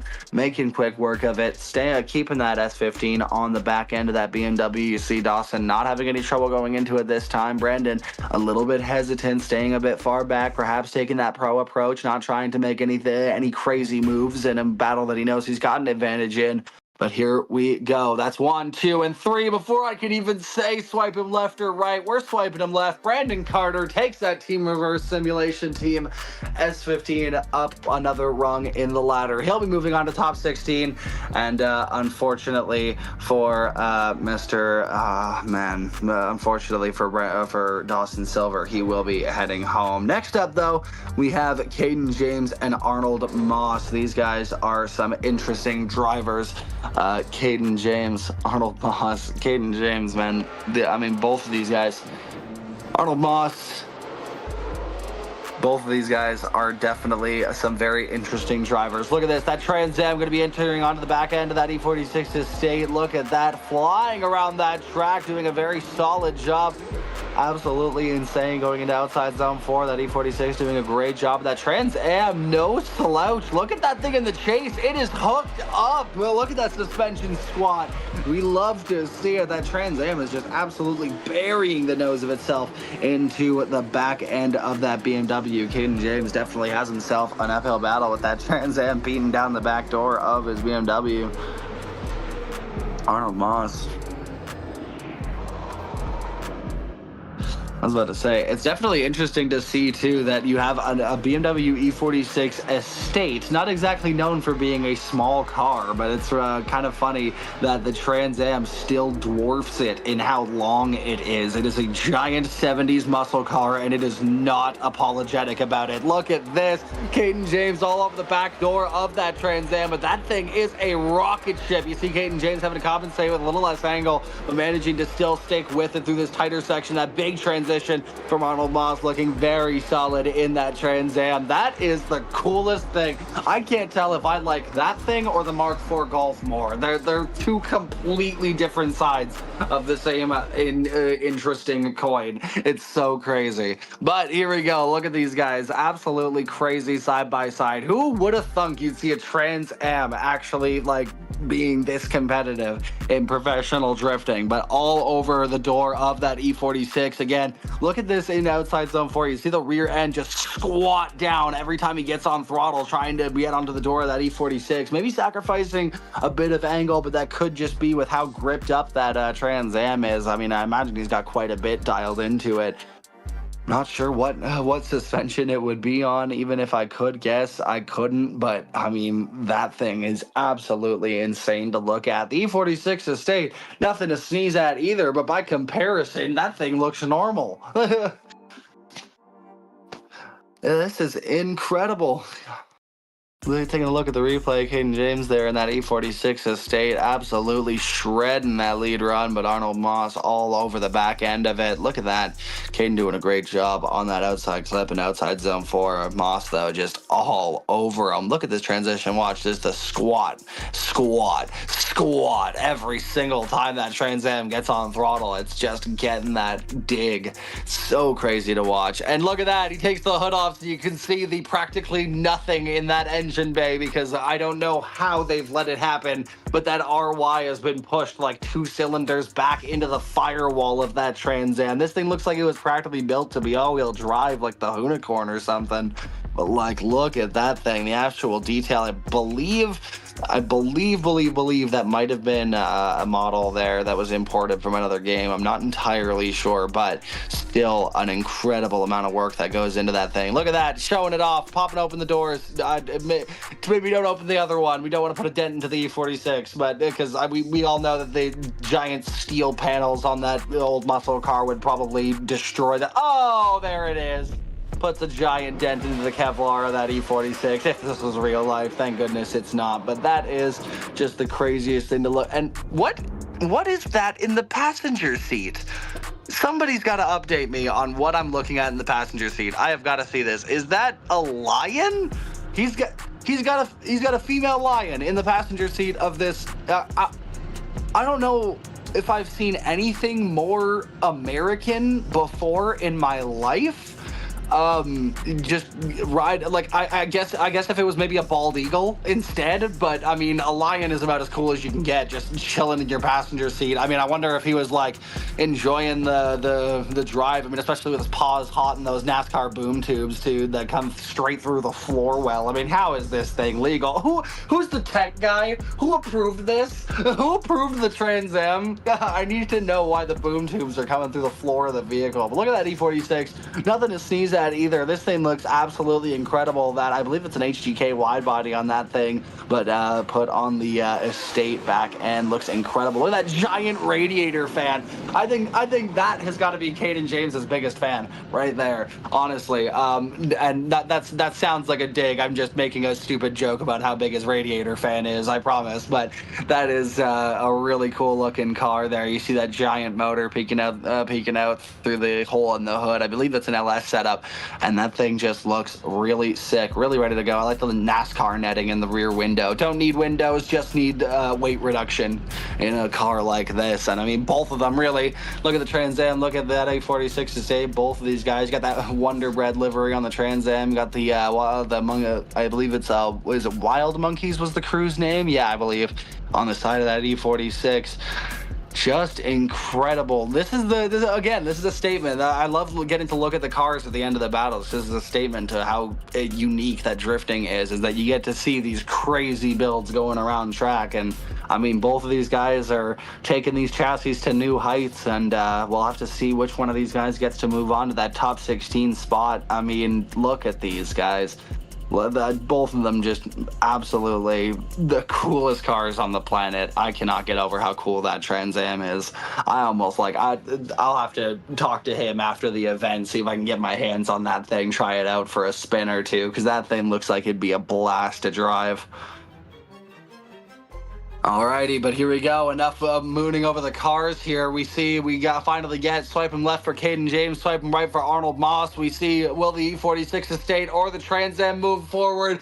And it almost breaks my heart, but Caden James in the E46 estate moves on. He's going to be very happy about that, and unfortunately, the Trans Am will have to go home, and that is unfortunate for everybody involved because we don't want to see that thing go home. That thing's so cool, but Caden James moves on. Now we have Luis Donata versus Killian Garus. This is going to be an interesting battle. I believe Luis Donata driving that Rise A90 Supra with that GT86 front end. Killian behind him in that A80 Supra. Here we go. Big initiation. Look at that. Luis Donata doing a fantastic job with that. But Killian right there on the back end, he's showing, hey, you may be in the newer Supra, but I'm going to show you what these old chassis can do. But still managing to get onto the door of here. So having a bit of a hiccup there, but keeping it in drift. Luis Donata still doing a fantastic job in the lead position, giving all of the opportunity for that door, getting grabbed by Killian, doing a fantastic job in his own right. Definitely a hiccup going into outside zone 4. We'll see that in the replays later, but we'll get them up to the line for the second half of the battle here. Luis Donata gonna chase in Killian now. This time, this is going to be a good battle. Here we go. Luis Donata to chase in Killian.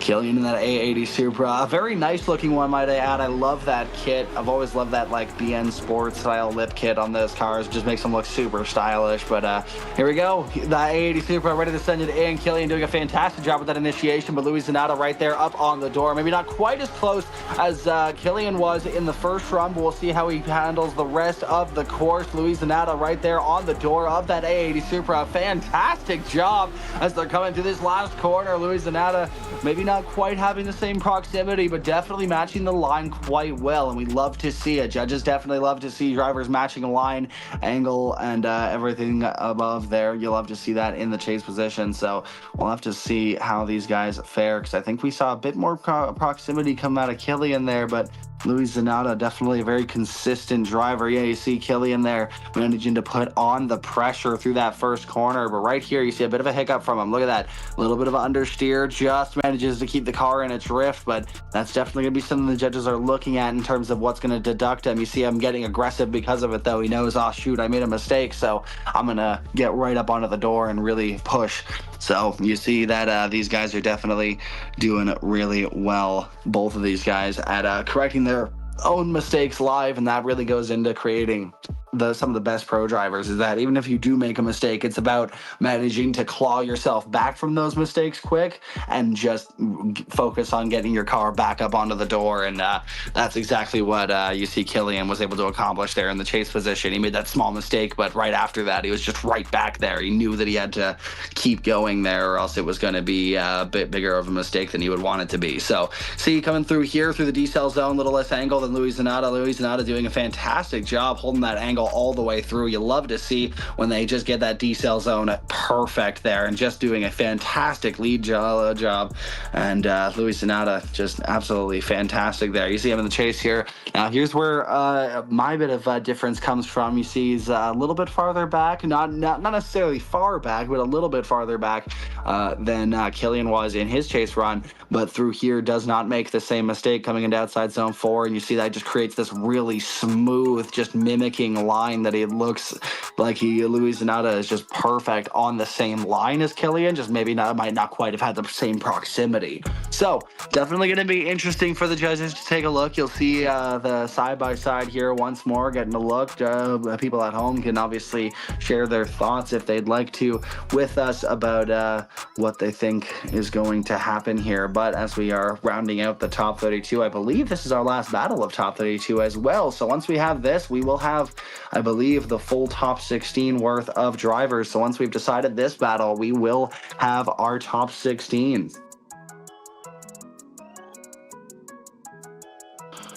Take a look at these runs side by side, though. As you see all of our beautiful, wonderful sponsors at the bottom there: STRO M Wheels, Sikky Manufacturing, Mclellan Motorsport, Kaptured Media. You see GT Omega, Edmondstone Garage, DLGB. I mean, we have a lot of good sponsors behind the series. All of these guys are doing their best to provide support towards the series, which is always awesome to see. I mean, it's really cool to see that these virtual competitions are definitely getting the attention that they deserve. I mean, we have some pretty solid drivers on display here, and I feel like a lot of them get overshadowed by the fact that we're all on the sim. But now that the sim's getting taken more seriously and more drivers are looking to it as a practice tool, we're starting to realize, hey, these sim guys are getting pretty good. And it's starting to show off here. But here we go. Swiping left for Louis Zanata, swiping right for Killian. Still can't pronounce that last name. We're gonna go with Killian, but swipe him left for Louis Zanata, swipe him right. But here we go. It's gonna be a one more time. We don't get a decision just yet. We're gonna have to see him go one more time. Both of these guys making, I guess, equal mistakes in the eyes of the judges, and they are going to be setting it again. We'll have to see these guys go at it once more to finally get the answer of who is going to be the last driver going into our top 16. Louis Zanata and Killian. We are going to get these guys both up to the line here and get them going for a one more time battle. Here we go. You see them pulling up to the line. Killian in that A80 Supra, Louis Zanata in that A90. Ready to go once more. This will be exciting. Both of these guys, I imagine, being told, hey, it's time to clean it up a little bit. That OMT, you guys were a little bit too close in terms of how many mistakes were made, or how many, little things that had to be changed in those runs. So they're being told, clean it up. Let's get a good run out of these things. I mean, it wasn't a bad run last time, but we got to see one or the other get the win. Here we go. Louis Zanata in that lead position. Killian right there in the chase position. Look at that lunge right up on the door. Has to back off quite a bit, but still manages to keep the nose rotated and on the door. Oh, but the understeer gets him again. Killian straightens up going into that outside zone 4. Louis Zanata not phased, though, looking solid as they come through that last section of the course. Killian what was going on there. Killian, man, had a bit of a mistake going into that outside zone 4, that decel zone. That front end just locked up on him, it looked like, and just understeered right almost into the door of Luis Zanata. So definitely a sizable deduction coming from that for sure. I imagine from the judges. You have Luis Zanata though now in the chase. Killian going to be leading in. Killian's going to have to pull the rabbit out of the hat here and show us something incredible. Here we go. Luis Zanata going to chase in Killian. Killian in the lead position. Big initiation, big angle from him as he gets out to outside clip 2. Luis Zanata having to reel out a bit of angle, trying to maintain that proximity, but sticking back to the door. Coming up in through the decel zone, trying to push up onto the back end of that A80 Supra. Big transition now as he tries to send it in. Luis Zanata looking really solid, but still could be pushing on a bit more proximity, though it could be a pro approach, knowing that he might have a bit of an advantage going into this, knowing that Killian might have made a mistake there. So now we'll see this side by side, and we'll get to see a bit closer of a look at Killian's mistake here, and that'll probably be the tipping point of this battle. So here, coming out towards the end of outside zone 1, you see right there, see a tiny bit of contact. It doesn't quite affect Luis Zanata too much, but if Luis Zanata went wide, I imagine that the judges might chalk that up to said little bit of contact, but definitely not a ton there. One word to come to mind here is controlled aggression. That is the main thing that you've got to keep an eye on.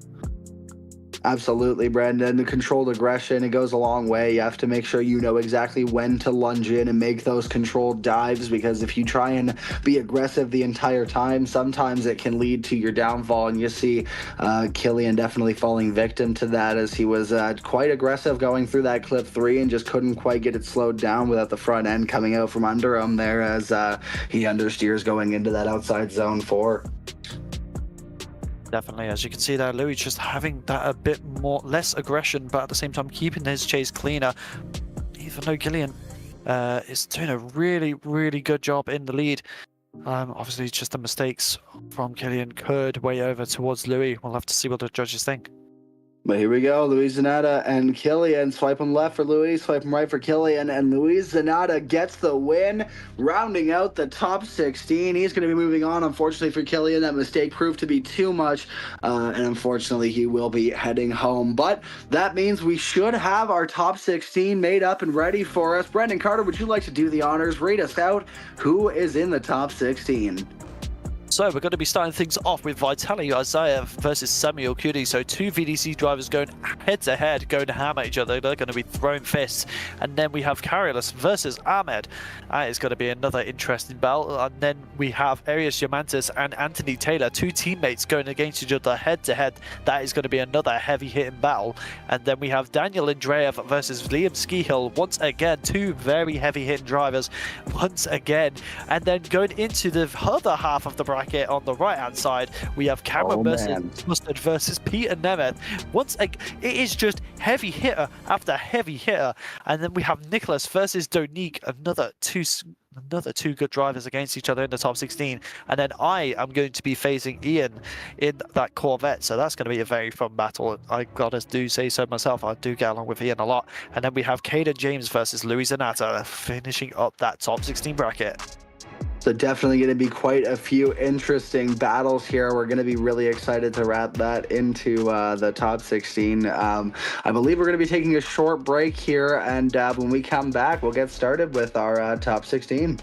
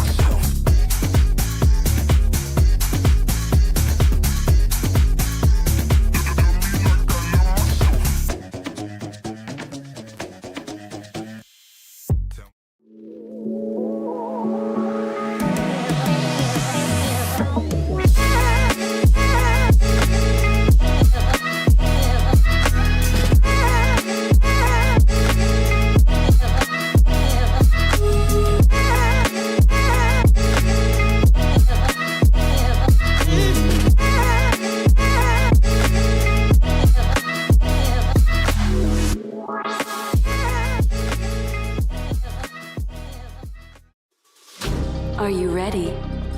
I'm ready.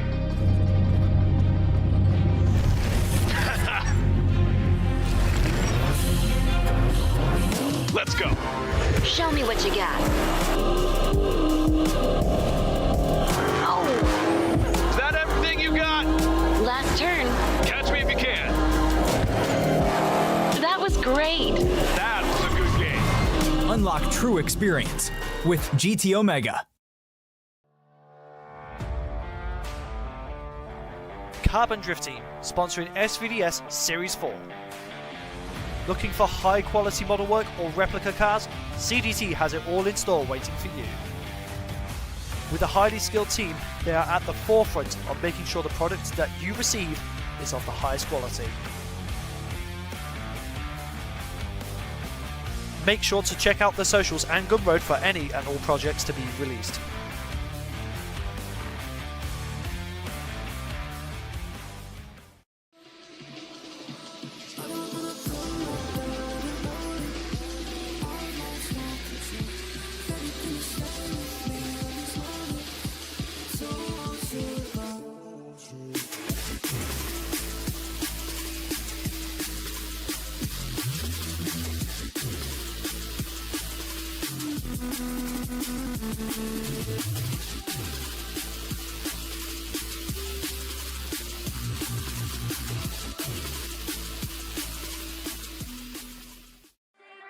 Would you feel better if I said that this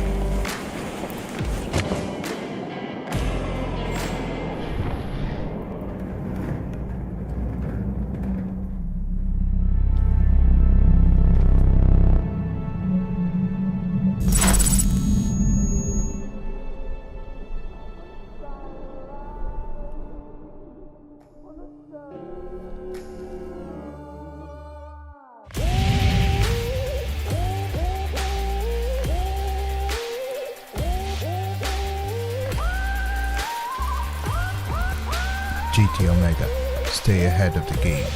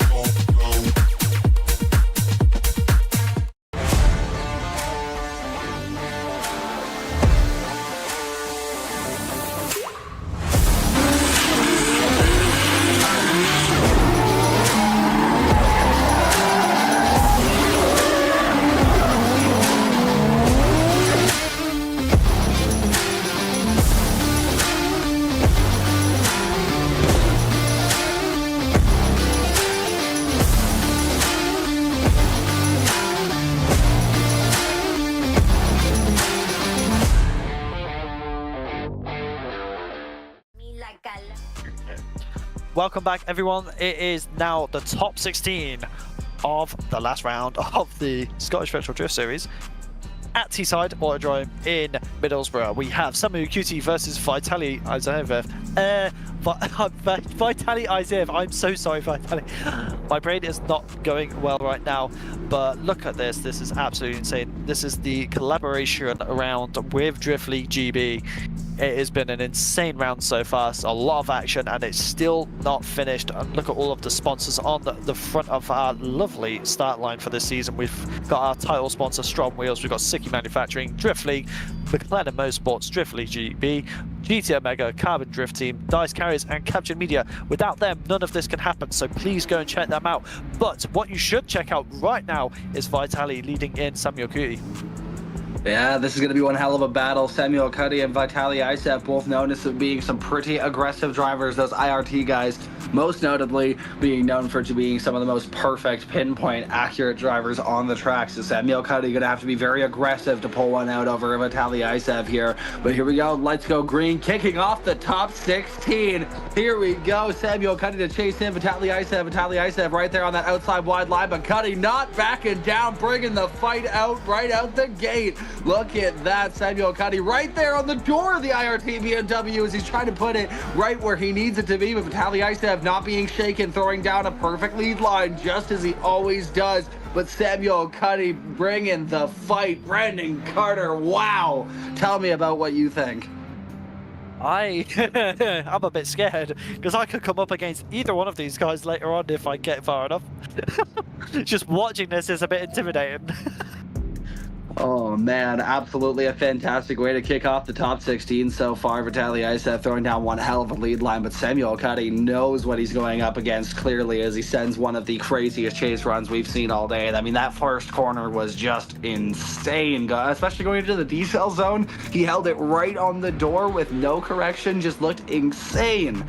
But here we go. He's gonna have to show what he can do in the lead line with Vitaly. Now he's gonna be knocking down that Carbon Drift Team door, but look at this, a little bit of separation, but Vitaly gets right there onto the E36 door towards that outside clip 2 into clip 3 now. A little bit of slowdown here from Samuel Cuddy. That is allowed. It's a decel zone. But going through outside zone 4 into clip 5, 6 here. Look at Samuel Cuddy right there on a great line, but Vitaly Icev putting down one hell of a chase. I have no notes. This is just what Vitaly does. His chases are just always precise, very clean, and it's just right there on the door. Like, you can't ask for much more. But Samuel Cuddy, once again, just putting on a really good lead. And if you look at the side-by-side, Samuel is actually closer from the get-go, but Vitaly actually manages to hold the proximity for longer. And it's just those little bits and bobs. When you get to this point, the judges are going to have a hard time judging because there's little moments where they keep cancelling out each other. So we'll have to see who goes through into the top 8. I would definitely not be surprised to see an OMT out of these guys. This is a very, very close battle. Taking a look at the replays here, you can see Vitaly just putting down that pinpoint perfect run those IRT guys are known for, but Samuel Cuddy right out the gate, coming out swinging like a professional boxer, just throwing down those swings, just trying to throw that front end of the E36 into the door of that BMW. I believe that's an F22, but just making those tiny little mistakes, but overall in the name of aggressiveness as he tries to put it straight onto the door. Moving into the second replay here, Vitaly right there, but having that bit of separation compared to Cuddy towards the first half of that corner. Reels it in, puts it right onto the door for the second half of the corner, and managing to stick to the door just like Cuddy did, but sticking with him a bit better through outside zone 4 and having these little moments of having to, you know, readjust, get up onto the door of that E36 are going to be what compare to the small mistakes that Cuddy made in his chase. So this is definitely, I think, going to come down to chase versus chase here. I think lead versus lead, they were very, very similar runs, but this is definitely going to be interesting. For sure, as you can see there, those two beautiful BMWs, two very different generations at that, and two very different liveries, as well as two very different drivers. Honestly, it's one of the things I love the most about this series is, even though you have the same manufacturer, it's just the dynamics between all of the drivers is so different, and that's what makes the sport so beautiful. Expression is everything. Exactly. I mean, I've been campaigning it all day today. I mean, getting to see the cars at the end of the run here, you get to see just how different everybody comes in and gets to be unique with their chassis. I mean, just like Brandon said, these are two BMWs. These are the same make. Different models, different liveries, different teams, different drivers, different driving approaches, different styles entirely, different mythoses to their builds. I mean, one of them, I believe, is like running like a, correct me if I'm wrong here, but I think one of these guys is still on a BMW motor. I don't actually know. I'll be completely honest with you. I'm not entirely sure, but I mean, it's always cool to see guys running like the motors that come with their chassis. So if that's the case for one of these guys, that would be really cool. I'm pretty sure it was one of the IRT guys that was running it, but who knows? Either way, still just entirely different vehicles, and it's just so cool to see the uniqueness that comes into this. You got Carbon Drift Team and IRT going at each other, and just goes to show how different everybody's weapons can be. Exactly. I mean, I can't really talk about uniqueness. I am literally a copy and paste 2JZ S15. You can't get more generic than that, but hey, it works. And hey, that's the thing though, is that you still get to show off with your style and livery and everything. And I mean, you can't scoff at that Team Reverse livery you guys are repping over there. Oh yeah, I am very, very proud to be the one in the reverse flag. And if anyone that hasn't heard, Ryusei Kiba, who is one of the team owners, actually just placed P2 in IDS round 1, which is wow. So we're having a nice bit of success this weekend so far. So let's see if I can continue it on. Definitely going to be interesting, but just hoping we get to take it to the judges here any moment to see if these guys get to continue their success story. Will it be Vitaly Icev? Will it be Samuel Cuddy? Swipe him left for Vitaly, swipe him right for Samuel. Let's see who takes it home. That's 1, 2, and 3 judges say the IRT driver Vitaly Icev is going to be moving on to the top 8, making, I imagine, Brandon here a little bit nervous, but unfortunately for Samuel Cuddy, the top 16 is as far as he goes. That Carbon Drift Team E36 going to be getting packed up on the trailer. I mean, it's bad enough as it is with Vitaly already hogging all of the points in the season, and he just wants more. Like, he's hungry for everything. So at this point, he could end up with a nearly 300 point lead. It's like, come on, You've already got it in the bag. Why do you need to go this hard? Absolutely. So coming up next here, we have Carolus versus Ahmed. This is going to be a really interesting battle. Ahmed, one of those really crazy drivers, though unfortunately he hasn't had any tandeming today with in battles, at least, because he did get a bye run earlier. So it'll be interesting to see how he handles it here, sending it in for that lead run, looking very solid. Carolus honestly pulling what looked like a little bit more angle through that first corner. I don't know if you saw that, Brandon, but coming into outside zone 4, look at Ahmed throwing down a very solid lead run, but Carolus looking very good in that chase position, putting down the aggression that he needs to get right up on the door of that S15 Sylvia. Yeah, Carolus coming in, doing everything they need to do in the chase. Absolutely insane proximity towards the last half as well, and just proving that the pack cars can hang with anyone else, to be honest. Absolutely. It's really cool to see the pack cars still going out there and dominating in terms of still going up against all these guys driving their custom cars, and really cool to see that you can actually still just jump into the series bare bones and still get her done. So Carolus now in the lead position in that public pack or F22, and looking really good as he does it. But Ahmed in the chase position having a big mistake there as he reels off the angle, taps the door of Carolus there, but still manages to keep it on the track and cleans up the run here. Look at this, Ahmed now trying to stick it back to the door of that F22. He knows he's going to have to put down a fight for the rest of this run, and he knocks the door down for it to show it.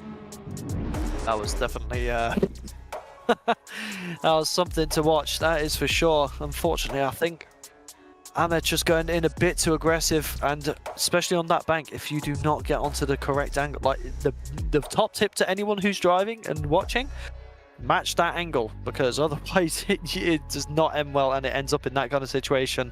But he does a very good job at keeping that together. Fairly good job, yes, at absolutely recovering. That's definitely a big part of drifting, is that if you make a mistake like that, you don't want to end up right off a track, because then that just ends your run. You know, if you make a mistake like that, it was really good of Ahmed to still manage to kind of reel the car back and get it back onto a better line to stick it right back to the door of that F22. It does go to show that he does have the skills behind him to come right back from a mistake like that, which is really good. It means he still gets a chance to put down the rest of that run and still have a shot at winning, because, I mean, obviously, if you make a mistake like that and you go off a track, then the run's just over. Indeed, indeed. As you can see there, Carolus just doing what he needs to do, doing a very good job in the chase. A couple of moments of hesitation, but definitely having to put those lunges into good use, and they do work, but definitely happy that Ahmed made that mistake in the chase, because it makes it a bit easier to make this decision. The judge is going to be taking a look to see what is going on with that mistake there, and we'll see what they decide about it. For sure. I mean, look at that. Ahmed just, once again, reviewing the runs. Ahmed just really trying to put up a fight, but will it be left for Carolus or right for Ahmed, who is going into the top 8? And we have a unanimous decision for Carolus. Bazingus, I cannot say your last name, I'm so sorry, but the Lithuanian going all the way through into the top 8. And this is an exciting battle. We've got Arius Shamantis leading in Anthony Taylor, and obviously these two are teammates as well, and they're both very talented drivers, so this one's going to be a fist fight. You know, I never noticed the headlights on Anthony Taylor's Supra. Did you notice that they're doing like the Mustang taillight thing? They are indeed. That is interesting. We just had our head judge just into the stream area for a brief second there. I was a bit confused. I think he just went into the wrong place. You lost Rise. There we go. Rise is lost. But here we go. Anthony Taylor to chase in Arius Shamantis. Shamantis doing a fantastic job on the initiation already, sending that big body E92 straight out to outside clip 2 with Anthony Taylor beating down the door. It's kind of funny. You got two BMWs on the track right now. Only one of them looks like it, though. Anthony Taylor all over the back end of that big Duck Club E92 and just trying to put the aggression down. A little bit of a mistake there from Anthony Taylor, a little wavering there, but manages to keep the proximity nailed down. Really good first run there from the boys. And I do think Anthony was a bit wavery in the chase, so we'll have to see what Arius does in response. But fingers crossed. I imagine if they've got I imagine if Arius has got a spotter, they're probably telling him in the ear just exactly what you said there, Brendan. Hey, Anthony was close, but he had a bit of mistakes there. If you keep it clean, you'll probably be able to come out on top here. So let's see what is going to happen here. Arius to chase in Anthony Taylor. Arius right there on the back door of that A90 Supra, but Anthony throwing down a very solid lead run as always. Big angle coming through that decel zone. You love to see it in outside zone 4, but Arius right there on the door of that A90, putting that E92 where it needs to be. Absolutely phenomenal show from both of these drivers. Arius just absolutely bullying him around that last corner, just giving him little taps saying, bro, get a move on. You've got places to be. Just the disrespect from teammates is just, oh, I love it. Watching teammates battle is the best kinds because you just know they're going to go really hard and they just don't care. It's absolutely incredible to see Aqua's Anthony Taylor with Arius Shamantis right there too. It's just, man, both of these guys, they drive together, I think, a lot, and it's definitely showing. These guys both definitely have battled quite a few times, and they are trying to make it into that top 8, so both of them showing everything that they can out on track. Anthony Taylor with this really tight chase, but lots of little bit of wavering moments. It'll definitely be interesting to see how those stack up in that chase run for him. For sure, Austin. I mean, look at Arius just being really smooth in that E92 with that supercharger in tow. But that A90 from our lovely Anthony Taylor kind of struggling to get it balanced from the looks of this, but he does a really nice lead here as he's coming around the main corner. But Arius is just right there, nice and smooth. The lunge he gets onto the side of that A90 is absolutely insane. And yeah, it's just a crazy battle. Absolutely an insane battle for sure. Taking a look at these replays here, you see Anthony Taylor doing a fantastic lead line here, just sending it. That A90 very quick, but you got Arius doing a great job in the chase position, putting that E92 right where it needs to be. Look at that lunge right up onto the door. To do that lunge in that big of a car and not hit the guy in front of you and still manage to keep the proximity that he did is just insane. That just shows like the absolute intense timing that goes into it. Here we have a nice closer look at these vehicles. That big Duck Club E92 running those STRO M Wheels. STRO M Wheels mentioned. We have our title sponsor once again on the back end of these cars. I mean, everybody knows that STRO M Wheels putting out some of the best wheels in the market right now. If you want yourself a set, head over to their website, get yourself some. Or if you are once again a competitor of SVDS, you have a chance to win them as they are giving out a set for the top prize. Indeed, as you can see there, Arius Shamantis running the DS05s in the silver, and then I do believe Anthony Taylor is running the DS15 models.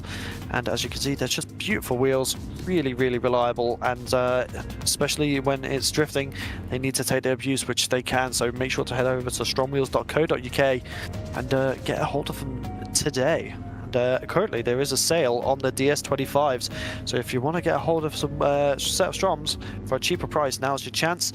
And don't forget to also check out the new DSF45s, and yeah, they are wicked looking wheels, so yeah, make sure to have a look. And you can also download the wheels to put on your sim car, also manufactured and modelled by our lovely sponsor Carbon Drift Team, so make sure to go and check that out. It is also on stromwheels.co.uk in the virtual section, so make sure to go and download those and put them on your car today.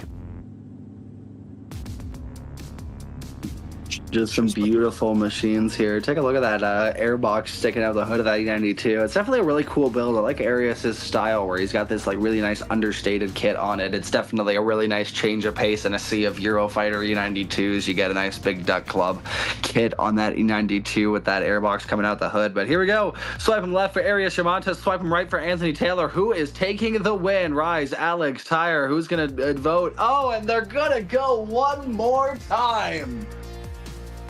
I can see why. That is, yeah, I'm not complaining. I love to see these boys go absolutely ham at each other. So this is going to be fun. I feel like it's going to be make or break now. They're going to go even harder.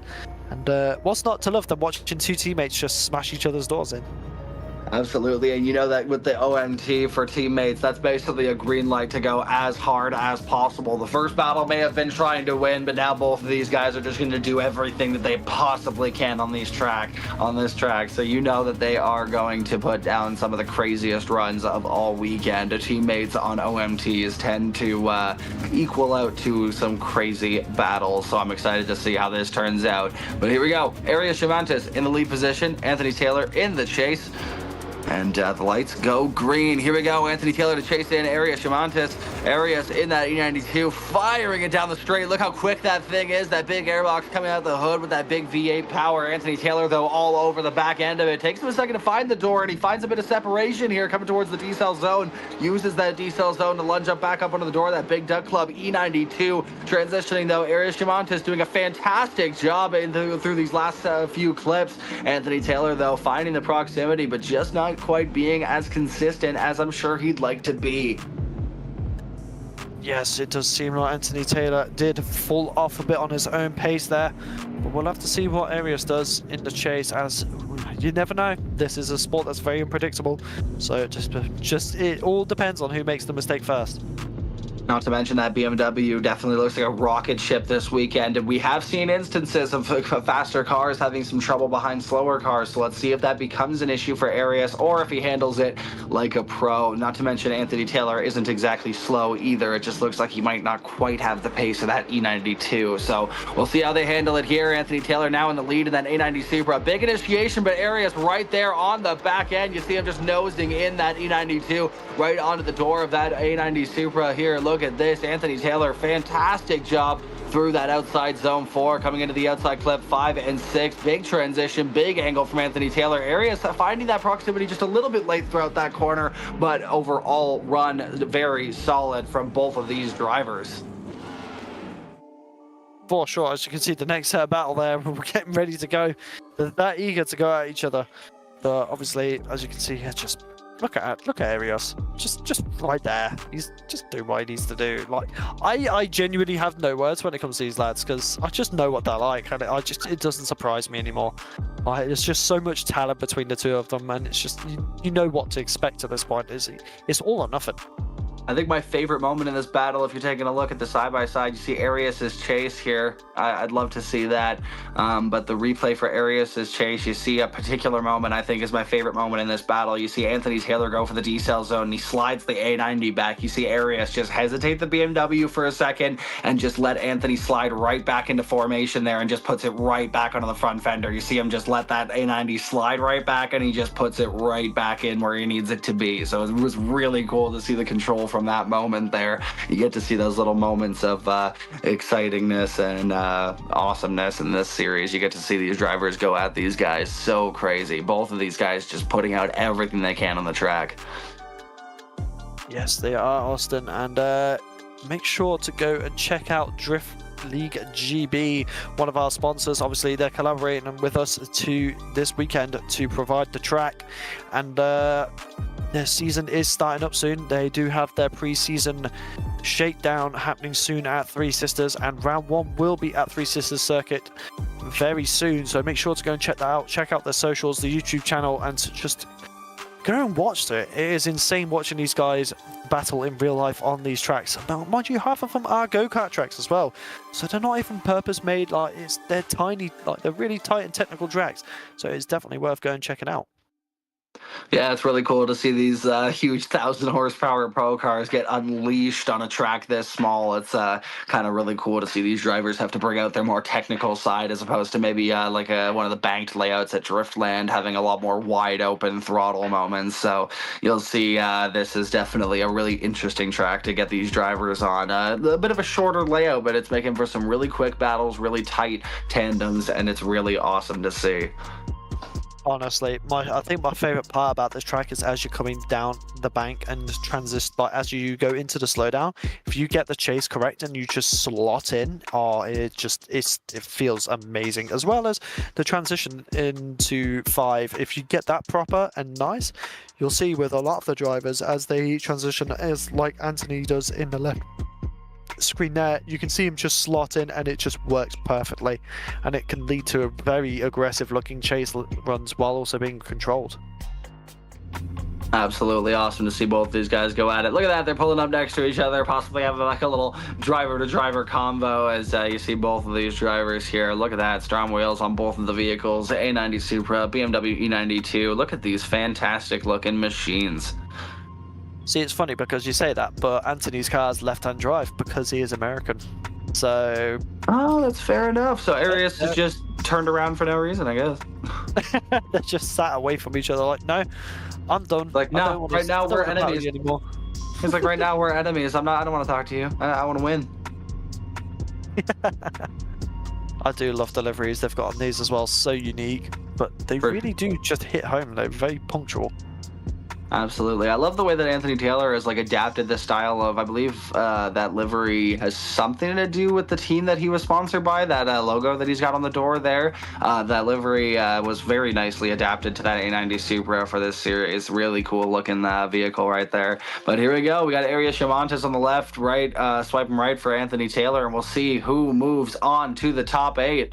Who are we going to see move on? That's... Oh, and it's going to be another one more time. A second one more time is crazy. Wow. I told you, they're just gonna make it harder and harder every time. And clearly that is the case. I feel so bad for Liam and Daniel, just sat there in the holding area waiting for for their chance to drive. Holding area, they were at the line. They really did think they were coming up next. I'm not complaining. We get to watch these boys run it over and over again. It's like a time loop almost. Although, Brendan, do you remind people what is the case if we still can't get a winner out of this battle? Well, this one, the judges is only 2 one more times, and then it has to be a decision. So this one is the decider. Alrighty, well, they will make a decision on this battle, whether or not they like it, I suppose. Area Shamantis to lead in Anthony Taylor for the final one more time battle between these guys. Here we go. Arias in the lead position. Anthony Taylor still a bit hesitant on that initiation. It's still going to be a mistake he's going to be looking at, but he's getting that proximity towards the end. Look at that angle through the decel zone from Anthony Taylor as he reels it onto the door of that E92. Manages to hold that proximity much nicer through this second half. Rub and wheel to fender through the last section of the course. Anthony Taylor on a mission this time. Yeah, that was a much more clean and aggressive run from Anthony. I think that might be one of his best yet. And Arias definitely now has to put it on the door from the get-go if he wants to kind of compete with Anthony here now. So we'll have to see what he does as we have them put back onto the line now with the lights going green. Anthony Taylor leading in Arias Shamantis, 2 teammates both representing Team Hashira and Big Duck Club. Here we go. Well, look at Arias Shamantis, maybe just falling behind a tiny bit there, but he gets right back onto the door. Just got a bit choked up in the initiation, but Arias just came right there into the pocket, diving very aggressively as they transition into 5 now. Look at Arias Shamantis right at the door of Anthony Taylor, pushing him around, giving him little taps as they come across the line.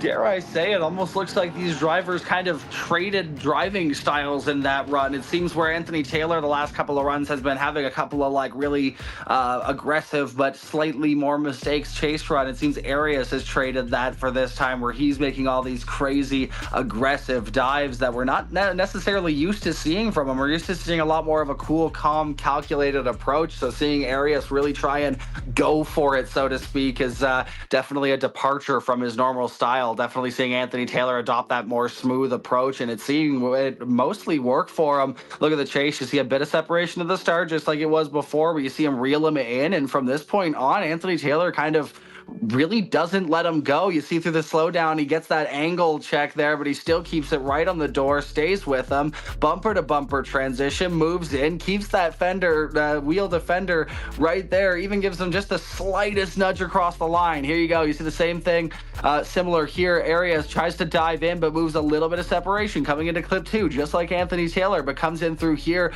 and tries to make that dive, moves in quite a bit, very aggressive, but loses a bit of that proximity there through that, has to back off just a little bit, has this, nudges in really heavy, and then starts putting those aggressive taps to the door. So it's going to be an interesting thing for the judges to look at in terms of that style switch up for Arias. Definitely. It's a shame because he got such a nice close initiation, but just got choked up as he was coming around. But he manages to save it. But as you can see there, going into the slowdown, it just gets a bit very very aggressive. Almost javelins into the side of that A90, but will it be left for Arius Shamantis, right for Anthony Taylor, who is going into the top 8. There can only be one winner in this battle, and it is a unanimous decision for Anthony Taylor taking the win. So Arius Shamantis is going to be finishing his day in the top 16. Oh man, that is unfortunate for Arius, but unfortunately when the cracks show in the armor, that's when one may prevail, and Anthony Taylor will be moving on to that top 8. It is a battle of attrition. Absolutely, but here we go. We have Liam Skehill versus Daniel Andreev. This is going to be one hell of a battle. Liam Skehill in that M3 Touring with that Dodge Charger front end swap, and Daniel Andreev in a more traditional BMW. I believe that's the 1 Series, if I'm not mistaken. It is indeed. It is indeed. So it's a 1M in Daniel Andreev's car with Liam Skehill chasing in now in that big estate. So what can Liam do? But look at Liam Skehill right there from the get-go. Just right on the door of Daniel Andreev. He knows who he's got up against, but does lose some proximity here. Separation. As he comes around now into outer 4. Trying to nudge in, trying to find the door, but can't find it. Gets almost caught up in outer 5. Manages to keep it going, and just doesn't really have an answer to Daniel's lead. We'll have to take a look at the replay after the runs here, but I think I might have seen the Liam Skehill kind of get choked up towards that last transition, possibly tapping, but it might have just been a bit of a choke up there. It looks like he just didn't quite back up enough for that transition. But here we go. We'll have to see him hopefully do better in the lead run. Liam Skehill definitely still putting on a very good show in that chase run, but definitely has some room for improvement. So we'll see here. Daniel Andreev going to have to chase in Liam Skehill. Liam Skehill in that M3 Touring. Here we go. Big initiation as they send it in. Big angle from that M3 Touring with Daniel Andreev right there on the door. Which door? Any of them. Pick one, buddy. There's so many of them. It's such a big vehicle. Daniel Andreev all over the side of that touring vehicle. Liam Skehill just sending it all the way around this course. A solid run from both of these guys. Look at that, Brandon. You know what's the best part about that? Daniel did not have to go that hard. He just did it to prove a point. He was like, yeah, I could do that every run. Alright, whatever. He's so cool, calm, collected. His driving just shows it, and I love it. Like, Daniel's such a robotic driver, and it's just wow. Like, look at it. His leads are so smooth, and then his chases are just like, it's not human how close he can get and keep it there. As you can see here, just right on the bumper from the get-go. Gets the dive slowly onto the door there perfectly before 2 even arrives. And he's just right there rubbing his door. And as they come into the D-cell, you can just see he's like, I'm chilling. He's just a normal Sunday morning for him. As he comes around, it's just like that. Just the little nudge, just telling him like, yeah, I'm still here, buddy. Yep. I'm here. One of the things that I do want to take a look at here, take a look at Liam Skehill's chase here. You see all those really aggressive lunges here, but one of them may have gotten the better of him. Coming out of OZ4, the transition into clip 5 and 6 there, you see Liam Skehill get himself caught up. This will be probably something that the judges are looking at right there. You see his bumper kind of like almost get into the back end of that BMW. It just like it causes him to have that hiccup and loss of angle going into that section of the course. So we'll have to see what the judges say about that one. These side-by-side camera's really good for putting comparisons out there, so this will be really good for the judges to take a look and see who is going to come out on top and move into the top 8. And here we go. We'll get to see, will it be Daniel Andreev or will it be Liam Skehill? And that's one judge so far. That's 2 and 3. Daniel Andreev unanimously gets the win and is going to move on to that top 8. Well, on that note, I am going to have to leave you because my group is up now. So we're going to have Cameron Mustard versus Peter Nemeth, Nicholas versus Donique, myself versus Ian, and Caden James versus Louis Zanata. And we do have Vitaly Aziev versus Carolis and Anthony Taylor versus Daniel Andreev in the top 8. So with that, I will see you all after the top 16. And we hope to see him very soon. But Brandon Carter will get to see him in battle very soon in top 16. Once again, we'll be starting off this next group with Cameron Mustard and Peter Nemeth. This is going to be one hell of a battle. I cannot wait to see how this goes. All these guys are very, very much so putting down one heck of a show for everybody today. And we hope you guys are enjoying yourselves. We're just waiting for this next group of drivers to load in. We'll get the top 16 finished. That's 4 more battles.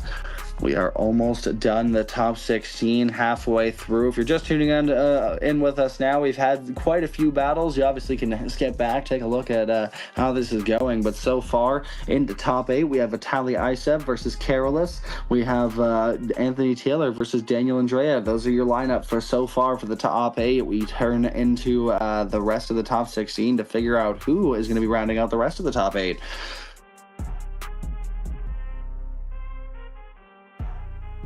While we're here too, I'd also like to once again thank our sponsors. I mean, everybody involved with keeping this series running. We have a lovely staff team, a lovely group of drivers. We have quite a few of our sponsors here keeping everything up and running. Once again, STRO M Wheels for providing the wheels for the winners, as well as GT Omega with the cockpit and the chair for hard charger. I mean, you got Sikky with the handbrake for 3rd place. I mean, everybody putting in a little bit of something for everybody. And obviously everybody else. You got Mclellan Motorsport, Driftland, you got Drift League GB, who we're partnered with for this round. It's really cool to see the new track that these drivers are getting to experience. You got Kaptured Media, Carbon Drift Team, who modeled all of the STRO M wheels that you see and can download on their website, as well as have some drivers in the series. We have a few of them. And Dyce Carriers, who have been a longtime partner of the series. I mean, I've known that they've been a partner since when I used to commentate for the series back in Series 1, Series 2, so they've been a long-time partner as well of the series. So it's really cool to see long-time support from a lot of these companies, and just really awesome to get a lot of support. So it's awesome to see all of that, and I cannot wait to put on a show for everybody. But here we go. We finally get to move into the first battle of this group. We have Cameron Mustard versus Peter Nemeth. This is going to be one hell of a battle. Cameron Mustard in the lead position in that Jap Speed Performance R32. You have Peter Nemeth in that AE86. This is going to be sensational.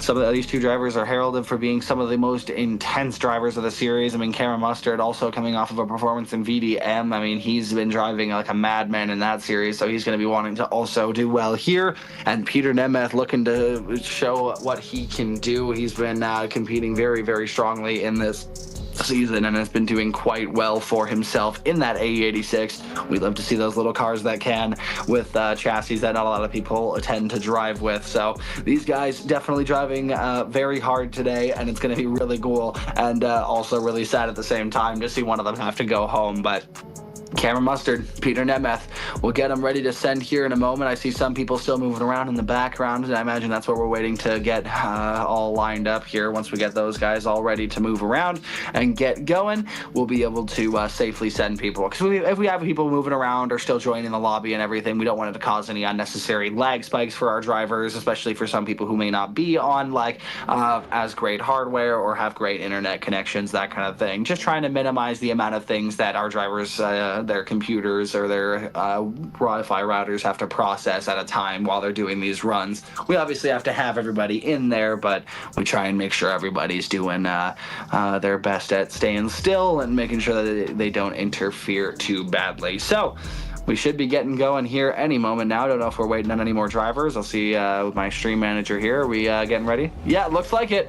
Okay, with the green light, Peter Nemeth is going to chase in Cameron Mustard, ready to send it. Big initiation from Cameron Mustard, but Peter Nemeth right there on the back end of that R32. Look at this, Peter Nemeth making quick work of that GTR, but Jap Speed Performance is being made happy right now watching Cameron Mustard fly around this track. Look at this, right on the edge. Cameron Mustard always doing a great job out there in that R32. Fantastic job from both of these guys. Cameron Mustard, Peter Nemeth. Both of these guys are doing a fantastic job today. Textbook runs from both of these guys. Peter Nemeth doing a great job in that chase position. We'll see how that A86 handles the lead run. I know Pete was talking to me earlier saying that he's feeling pretty comfortable for this round and that he's been practicing quite a bit behind the scenes. A lot of those guys have been driving all together quite a bit, so we're excited to see how he does here against Cameron Mustard. Cameron Mustard ready to chase in Peter Nemeth. Here we go. Cameron Mustard with the green light is going to chase in that A86 Corolla of Peter Nemeth. Here we go. Peter going forward. That flick initiation, sending it in. Big angle from the start. Cameron Mustard nosing in that R32 right onto the front fender of that A86, putting the proximity down through the decel zone. Matches almost perfectly. Tiny bit of contact. You see Cameron Mustard kind of check up there, trying to make sure that he doesn't actually do any damage to Peter's run, as Peter Nemeth looks solid through the entirety of that course, looking absolutely incredible. Both of these guys, fantastic showing. We'll take it to the replay, side-by-side replays here, and see how this goes. Look at this. Cameron Mustard doing a fantastic job on that initiation, but so is Peter Nemeth. But look at the proximity difference. Peter Nemeth pretty consistent throughout the entire one, but Cameron Mustard had to kind of reel him in. But once he did, he was right there. But then, just a little bit of a tap. But that's also because Peter Nemeth is also quite on a tight line. If you notice, he took him a little while to get out to that outside zone 4, so that could have been Cameron Mustard expecting him to be wider. You saw he was on that back bumper. So we'll have to see how this goes. Cameron Mustard swipe him left or swipe him right for Peter Nemeth, who is going to take the win. That's 1, that's 2, and that's unanimously Cameron Mustard takes the win. That Jap Speed Performance R32 going up into the top 8 there, or going up into the top 8, and Peter Nemeth unfortunately going to be heading home. Unfortunately, that is really sad. We don't like to see that A86 have to leave so soon, but Cameron Mustard, fortunately for him, doing a solid showing and moving forward. Next up, though, we have a pretty solid battle. This is going to be a really interesting one because, once again, I believe we get to see... I believe our next battle contains one of my favorite vehicles.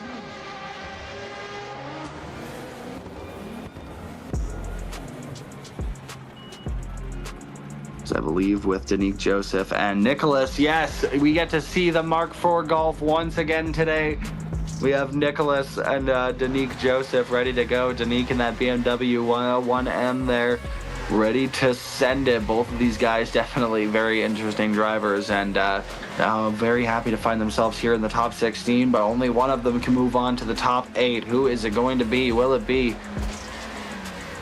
Danique Joseph, or will it be Nicholas? Here we go. Danique Joseph ready to send it in. Big initiation with Nicholas right there, but could be a little bit closer. That Mark IV Golf struggling to find a little bit of that pace, but tries to get up onto the back bumper of that 1M, finding it through the decel zone. Does he? He does. Danique Joseph, though, still doing a very, very solid lead run here, looking great, with Nicholas doing great in the chase position here in that Mark IV Golf. A fantastic run from both of these guys. Nicholas definitely could have been closer through some sections of the course, but that could just be being unable to match the pace. Who knows?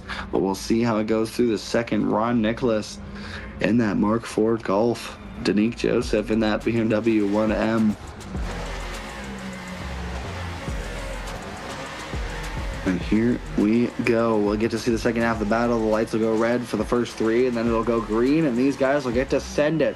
We'll see Nicholas and Danique Joseph go against each other. Here we go. Nicholas ready to send it in that Mark IV Golf. Danique Joseph lunging in, has a bit of separation, but manages to find the door of that Mark IV Golf. Is that Mark IV?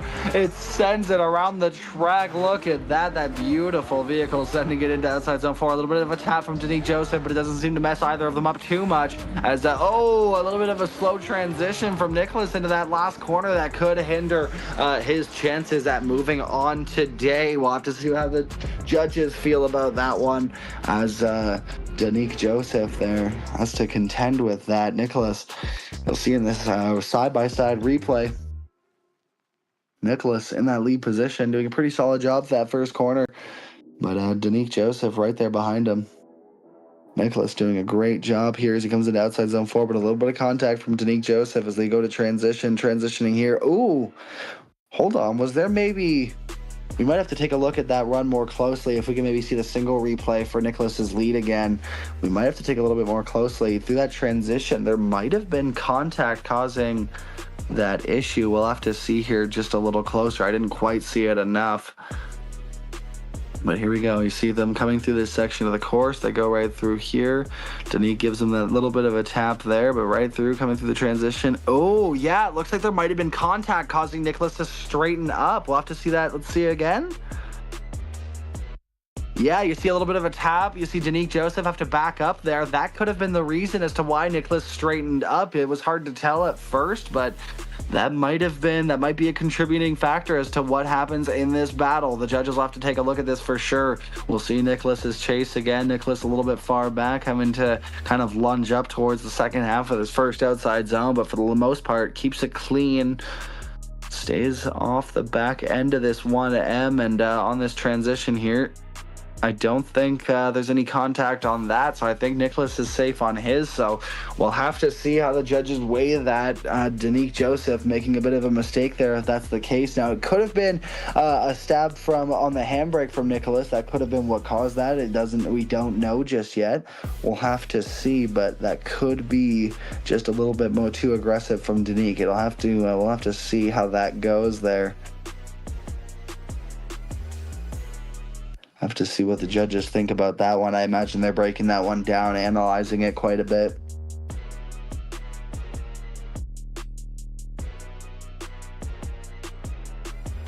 Look at that. Both of these drivers, though, despite the small mistakes, still showing out that they are throwing down some pretty crazy runs.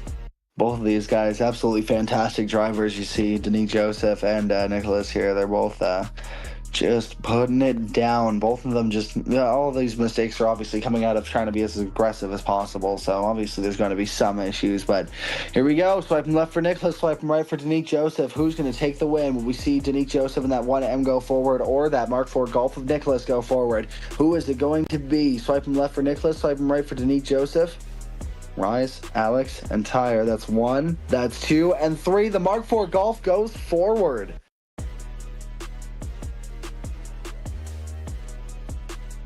Alrighty, well, it's going to be really awesome to see him go into the top 8, and here we go. I believe, do we have a judge here? We're going to get an explanation on that call. Alrighty, perfect. So, Ty, if you want to give some explanation on the reason as to who was at fault for that contact there, maybe shed some light into what the determining factor for that battle was. Yeah, so there are 2 different contacts. There was one before clip 4, which we thought was Nicholas's fault. He was descending still coming into the clip 4, which was way too late coming into that clip. However, after that, after clip 4, when they got back in the line, Nicholas did not give room for Danique did not give room for Nicholas Natuchel, and it caused Nicholas to straighten for about a second or 2.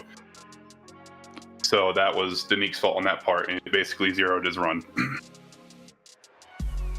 Alrighty, well, yeah, it's great to get clarification on that. So yeah, it looks like we had kind of called it up here in the booth. We saw the contact there, and we were like, oh, we're not sure who's going to be at fault for that. But interesting to see that you guys deem fault on the slowdown for the first contact, though. That was a really good catch there. So really cool to see our judges always making the most, really detailed calls as they can, looking at every single moment of our battles, making sure that they come out with the right call. So thank you very much, Ty. Thank you very much for liking that.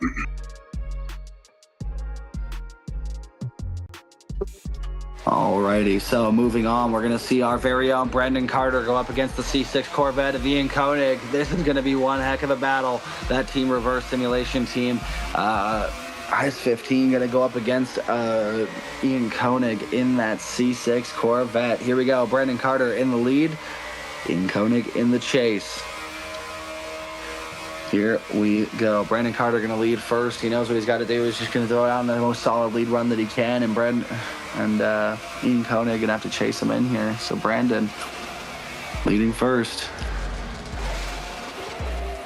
Here we go. The lights go green. Brandon Carter going to take off in that lead position in that team reverse simulation team S15 with that C6 Corvette of Ian Koenig chasing him down. Brandon Carter looking very solid for that first corner. Ian Koenig finally managing to reel in, had a little bit lack of proximity, falls behind quite a bit. Brandon Carter looking solid for that outside zone 4. Ian Koenig finding the proximity now, noses in, goes for the transition here, but has to find it once more. Brandon Carter looking really good in that lead position. Look at that.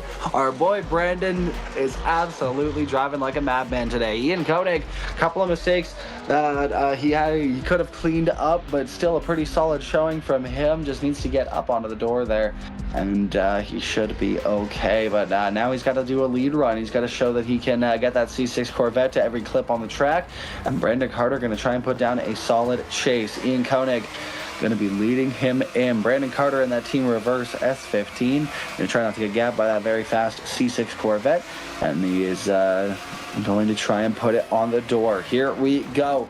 Ian Koenig in that lead position on C6 Corvette. Brandon Carter right behind him in that team reverse S15, ready to send it in right there, trying to get up onto the back end of the C6 Corvette. Ian Koenig flying through that first corner, but Brandon Carter finds that proximity nice and quick. Comes through the decel zone, and oh, it's contact. Oh, they don't go into the wall though, thank goodness. Ian Koenig manages to keep it on track, but Brandon Carter manages to also keep it going and sticks it back to the door, but that could have been a rare moment of mistake there from Brandon as coming through the decel zone. Ian Koenig is allowed to slow down. I'm not sure where the decel zone technically ends though. We'll have to see what the judges think about that one, but we're going through here. We're going to have to see the replay here as they come through this. Brandon right there on the back door, but just can't quite seem to get it slowed down enough as he taps the door of Ian Koenig, sending Ian a little bit wide, but Ian keeps it on track and manages to keep the run going. Brandon using that to manage to also keep his chase run going. Now, a solid showing from the lead run from Brandon, as Brandon really definitely did do a very solid job up front. Ian Koenig doing that lunge, getting up onto the door about the same time as Brandon did, and Ian doing a pretty solid job in the chase too, but falls off right here and doesn't want to hit Brandon. Now Brandon did have a closer chase through outside clip 3, but obviously it led to the collision through outside zone 4, so that'll definitely be an interesting thing to take a look at. Was Ian too slow through the decel zone, or was he well within his right? Was Brandon too aggressive? That is going to be up to the judges, but they're going to be taking a look at this. One more instance of contact for the judges to watch, but here we go. Swiping left for Ian Koenig, swiping right for Brandon Carter, who was the fault on, and it looks like Ian Koenig gets the win, and Brandon Carter unfortunately goes out in the top 16. Just got a bit too aggressive in that chase position, and Ian Koenig is going to move on to the top 8. Oh man, hopefully we can get Brandon back in here any moment now, hopefully to ask him how that went for him. And here we go. Next up, we have a couple cool drivers.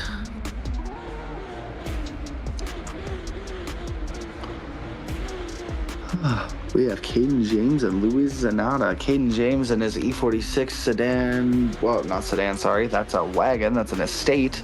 E46 estate versus that Rise A90 GT86 front end swap that Luis Zanata has been piloting. So hopefully we get Brandon back in here after his battle here, and hopefully we can talk and chat with him after this battle about it. But we'll see these guys go at it. Caden James, Luis Zanata. Caden James in the lead position, and Luis Zanata to follow him. Caden James, E46. Here we go. Luis Zanata to chase in that E46 estate. He knows that that vehicle is very big, so let's make sure that he gets a good chase run on it. Caden James doing a solid lead run so far as Luis Zanata finds the proximity towards the end of that first outside corner there, coming into outside zone 4. Looking very good here as Caden James looking really solid in that lead position. But Luis Zanata doing a very good job in the chase, a very good approach. He wasn't quite as aggressive in his previous battles, so it's really cool to see him trying to find that proximity a little bit more aggressive than last time. So we'll see if it's enough to outsway Caden James here, but he does still have a lead to go. Luis Zanata going to be in the lead position. Caden James in the chase now. We'll see how this goes.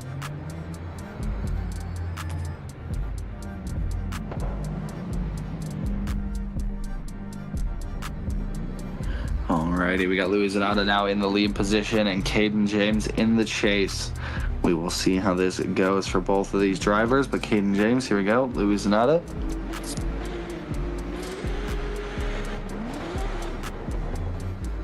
And here we go. Louis Zanata in the lead position, Caden James in the chase position, ready to send it in. Big initiation from Louis Zanata, but Caden James right there on that front fender of that A90 Supra GT86 Frankenstein build coming into clip 3. Caden James, ooh, a little bit of a nudge, has to check up just a little bit here. Louis Zanata keeps it clean, keeps it consistent, coming through clips 5, 6, and 7. Caden James just right there next to him, and that's a solid second half of the battle. Definitely a really solid battle from both of these guys so far. Taking a look at the side-by-side, we'll see how this run goes. Definitely a notable bit of a correction there from Caden James in the chase position, but I don't know if it'll make up for the fact that Louis Zanata didn't have quite as much proximity as he probably would have liked at the start, nor through this section here, but definitely managed to keep it a bit more consistent than runs in the previous. Both of these guys putting down very solid lead lines, but Caden James in that chase position having a bit of that mistake there and falling back.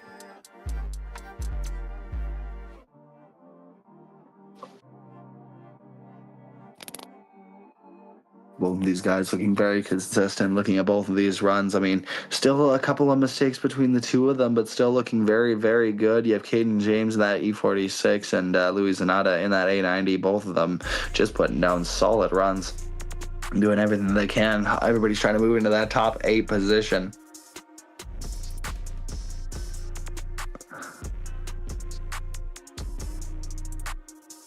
Top 8 is definitely where everybody's trying to get, because when you get past the top 16, you get to top 8. And when you get past top 8, you get to top 4. And if you make it past there, you're in the finals. And, I mean, sometimes getting past top 32 and top 16 can be like the nerve-wracking parts, and then you really settle into your own through top 8. So sometimes getting to that hurdle can be kind of like the mountain of the weekend. But we'll have to see which one of these guys actually makes it to the top 8. Caden James, Louis Zanata. Look at that transition from Louis Zanata. Very aggressive, just trying to get right up onto the door and looking very solid doing so. But look at this, Caden James right there from the start, looking very, very solid as well. A little bit of a nudge there, but that's where that issue is going to come from there, is that through that decel zone, he gave him a bit of a nudge, then had to kind of do a couple of checkups just to make sure that his car didn't straighten out. But that'll be interesting to see what the judges think about that.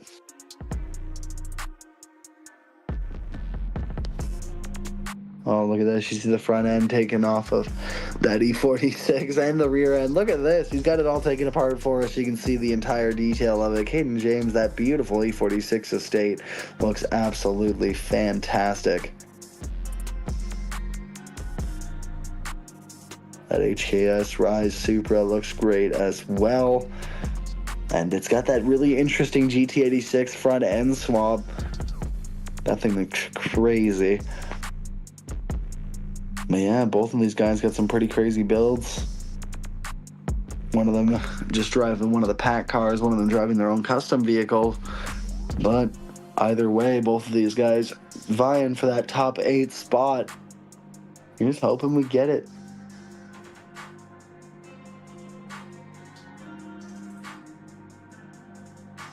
I believe this is the last battle of our top 16 too, so if we get a decision here, we should be moving on to that top 8. So here we go, swiping left for Caden James, swiping right for Louis Zanata. Who's going to head up to the top 8?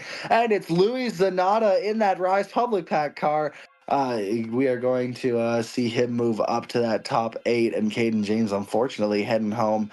Louis Zanata riding out that top 8, meaning that, take a look, top 8 starting off with Vitaly Isev and Karolis Bazingus, and then we have Anthony Taylor versus Daniel Andrev on that side of the bracket. Going over to the right side, we have Cameron Mustard versus Nicholas Natucci, and then we also have Ian Koenig versus Louis Zanata. This is going to be one hell of a top 8, folks. I'm not sure. I believe we might be taking an ad break. Let me get an update. All right, well, ladies and gentlemen, please stick with us as we move through an ad break to get our drivers ready for the top 8. Stay with us.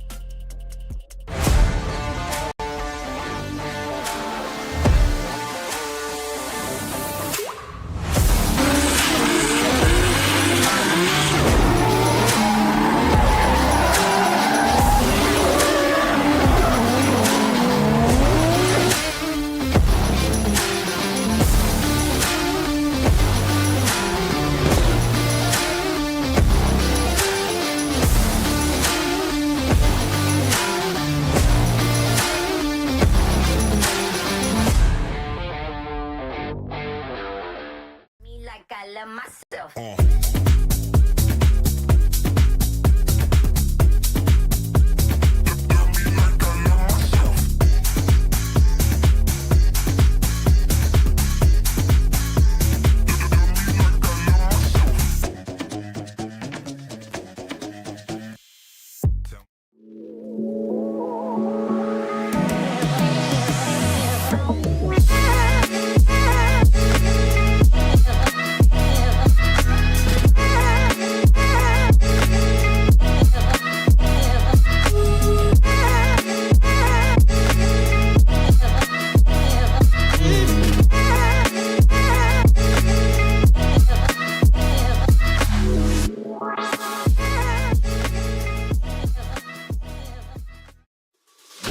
Are you ready?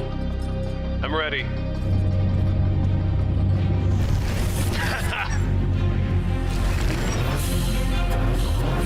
Let's go. Show me what you got. Oh, Is that everything you got? last turn. Catch me if you can. That was great. That was a good game. Unlock true experience with GT Omega. Carbon Drift Team, sponsoring SVDS Series 4. Looking for high quality model work or replica cars? CDT has it all in store waiting for you. With a highly skilled team, they are at the forefront of making sure the product that you receive is of the highest quality. Make sure to check out the socials and Gumroad for any and all projects to be released.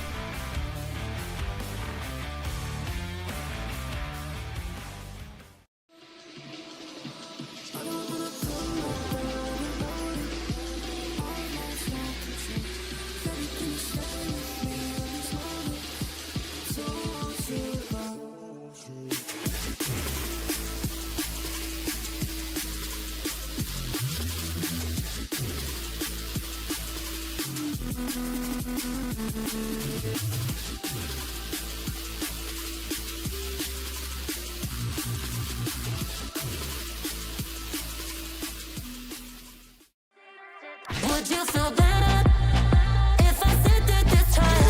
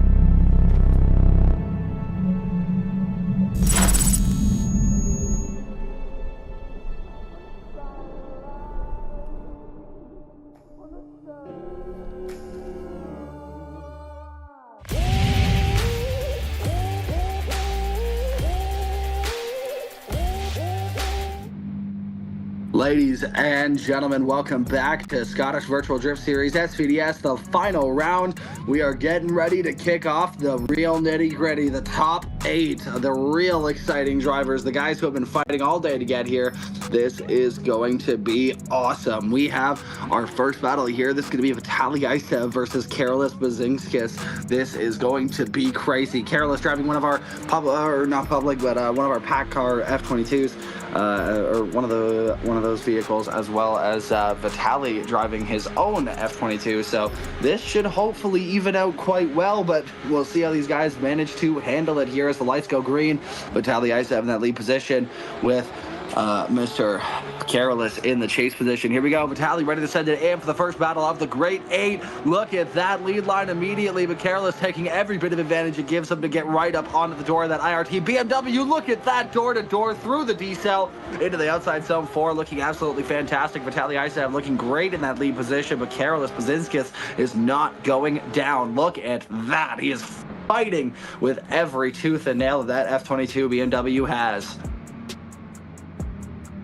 Not Man, this too is shabby between the two. absolutely not. Hey, Brandon, we got you back. How you doing, buddy?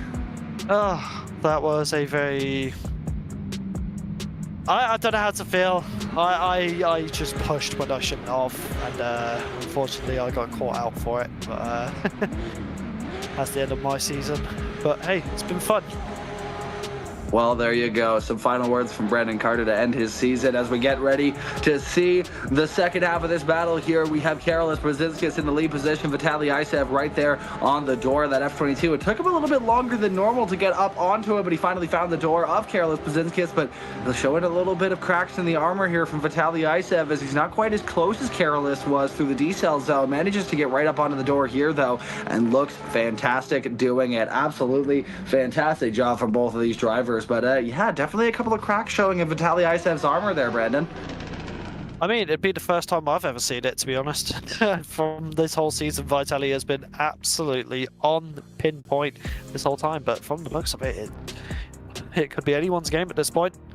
It's wild to look at a run that close and still call it cracks in his armor, considering how perfect he usually is, though. To see him make a couple of hesitations in the chase is a bit unlike him, but you see Vitaly Isev taking a few risks still and getting up onto the door of the F22 of Carolus Bazingus. And here's hoping that both of these guys have their shot here. And look at this, side by side, both of these runs looking pretty similar. I mean, look at these runs. These guys are both bringing it out for this first battle of the top 8. Oh, it's gonna be a crazy last half of the oh god, Jesus. Yeah, I can't even fathom what's gonna happen, to be honest. I mean, look at that chase. The public pack F22 just absolutely on rails, and it's not about the car, it's about the setup. So clearly you can see that they have really got that thing down, and I hats off to you, because I can't drive the public cars to save my life. Understandable, but yeah, it was really cool to see Carolus do this incredible run. I mean, just absolutely insane. Look at this lead run. Look at that angle he's holding through that D-cell, holding it on that wide line, just like the judges like to see, holding it nice and smooth in the outside zone 4. I think he's got a real shot at taking Vitaly Isev down here. I don't think that there's any like glaring mistakes that are showing Vitaly would lose, but I think that this battle could go either way. I mean, I'll have to see what the judges think, and this is one of those where it's going to take a while for the judges to find their decision, as you can see, as these boys are not making it easy. Absolutely. Maybe you and I will have to start resorting to what me and Alex Ahara used to do in the booth. We'll have to start talking about like food or something while we wait for this call. Oh, no, it won't take quite that long. Swipe him left for Vitaly Isev. Swipe him right for Carolus Bazingus. That's 1, 2, and 3. Vitaly Isev gets the win and moves on to our final 4. The first of our top 8 drivers to do so. And here we go. This is the Daniel Andrev versus Anthony Taylor battle. Here we go. Lights go green, and we're starting it right away. Daniel Andrev to lead in Anthony Taylor. Anthony Taylor going to chase in that IRT BMW, and here we go. Look at that. Daniel Andrev right there on that nice, beautiful lead line, but Anthony Taylor using every bit of advantage that gives him to get right up on the door. And, Anthony Taylor doing a similar mistake to you, Brandon. It looks like he just got a bit too aggressive in the D-cell. Too soon, Austin. Too soon. Oh, I'm sorry, Brandon. I had to use you as an example. It still hurts. Oh, I'm sorry. Oh, that is very unfortunate. Us Hashira drivers are just, yeah, we seem to be Struggling through the D-cell zone, evidently. I mean, for me, it was just the case of I just pushed up too hard when I shouldn't have, and it could have gone the complete opposite way. But hey ho, it happens, and hopefully we're gonna have to see if Anthony can force a mistake out of Daniel.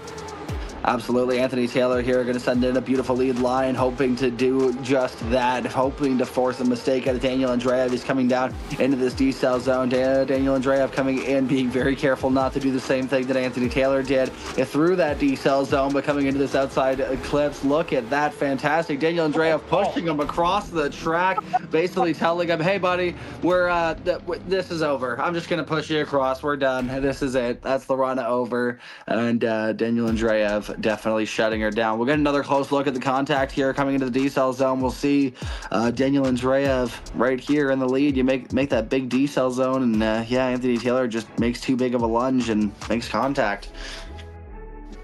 Yeah, that's I mean, I don't want to say it's going to be in the judges' hands, but at the same time, it could, because you've got to realize that as obviously.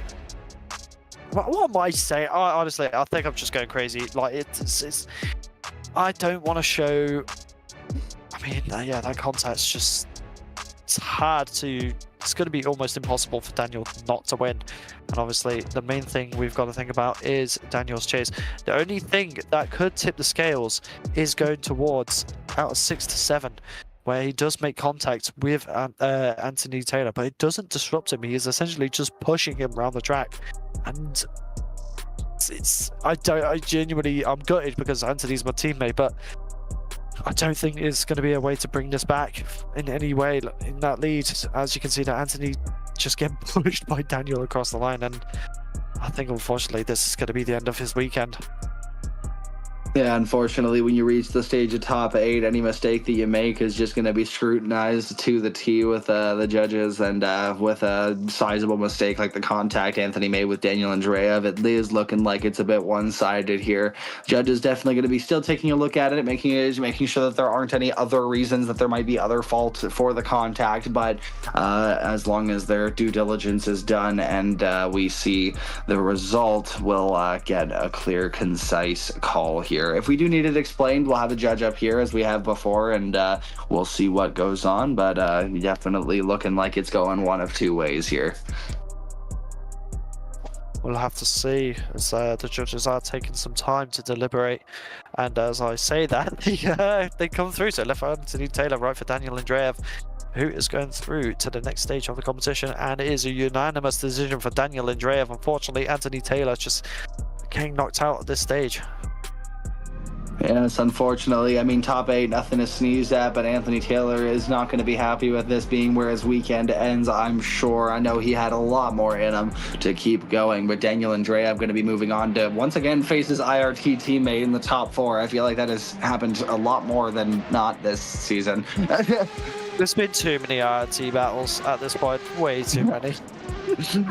I was about to say, but yeah, we got Daniel Andreev and Vitaly Isev going to be moving into the top 4 against each other. Now, these guys are going to be a fun one to watch. Cameron Mustard and Nicholas Natucci. This is going to be a good battle. Cameron Mustard, known for being very aggressive. He's a very, very wild card style type driver. Apologies, my English does not work right now, but Nicholas Natucci in that Mark IV Golf, also known for just sending it straight to the wall and just doing as crazy of a run as he can. So we'll have to see how this goes for both of these drivers. Brandon, what are you thinking so far? We'll have to see. I mean, Cameron is a animal in his own rights, but then Nicholas has been kind of coming through this round so far and doing kind of surprising, making surprises, so we'll have to see. But as we have Cameron Mustard leading in, Nicholas, what can he do with a very close initiation there? Kind of just falling off a bit, but as they come round past hour 2. He's kind of getting the proximity back, falling behind once again. Oh, but making contact nearly there as they come into the slowdown, as they come into the transition now. Nicholas is really having to fight to keep up. Cameron has just got the pace, but has Nicholas got the answer? I do not know. We'll have to see when they flip around. That was an incredible run, but Nicholas Natucci definitely falling victim to some old habits for sure. Getting that big lunge into that decel zone, just not quite working out for him. Backing off right after it into the outside zone 4, just causing kind of that perpetual state of trying to keep up. And I just don't think it was working out for him too well. So we'll have to see how he does in the lead run. We know that that little car is capable of absolutely sending it around this track. So we'll have to see how well Cameron Mustard can keep up with that. For sure. Here we go, the lights go green once again. We've got Nicholas in the lead. Now Cameron Mustard in the chase. Cameron knows he has to be there, but not too close as he comes around now to Outlet 2, doing a good job so far. The Mike 4 Golf is mighty and fast, but has it got enough to take out Cameron Mustard? But Cameron Mustard makes contact with Nicholas. We're going to have to see what the judges think of that, but as they transition now into 5, it is looking... Oh, but Nicholas almost rotating. It is all going wrong, and we'll get them across the line. We'll have to see what the judges think of that. That is a weird situation. Absolutely. Once again, we're dealing with another battle where we've got contact in the decel.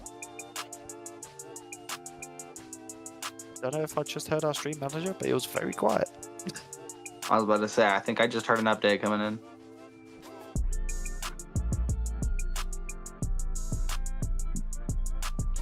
So our stream manager does reckon it could be an OMT.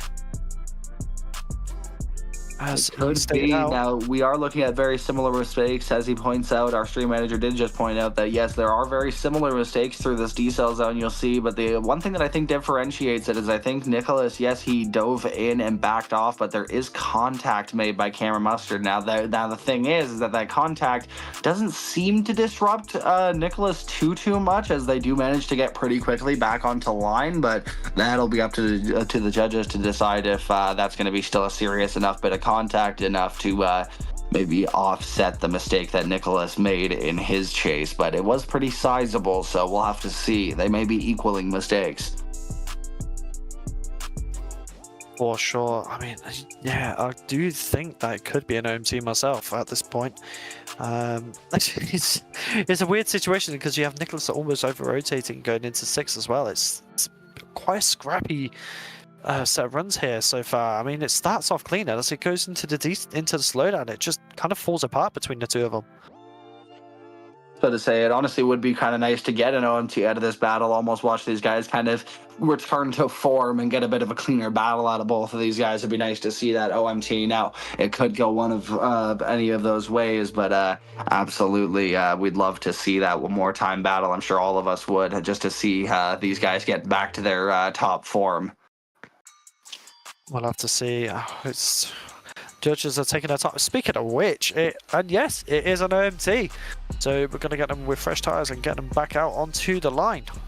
There we go. We get to see these guys hopefully clean it up a little bit and return back to how they're used to driving. We were used to seeing these guys be really awesome and consistent, so he's hoping that those mistakes were one-offs and we get to see both of these guys do the battle that we know that they can show us. So Cameron Mustard, Nicholas Natucci, this is going to be one heck of an OMT. We'll see them both pull back up to the line. You see that R32 back there whipping around the corner. There's the Mark IV Golf in the background there. You see Cameron Mustard getting his tires all warmed up in there in the burnout box.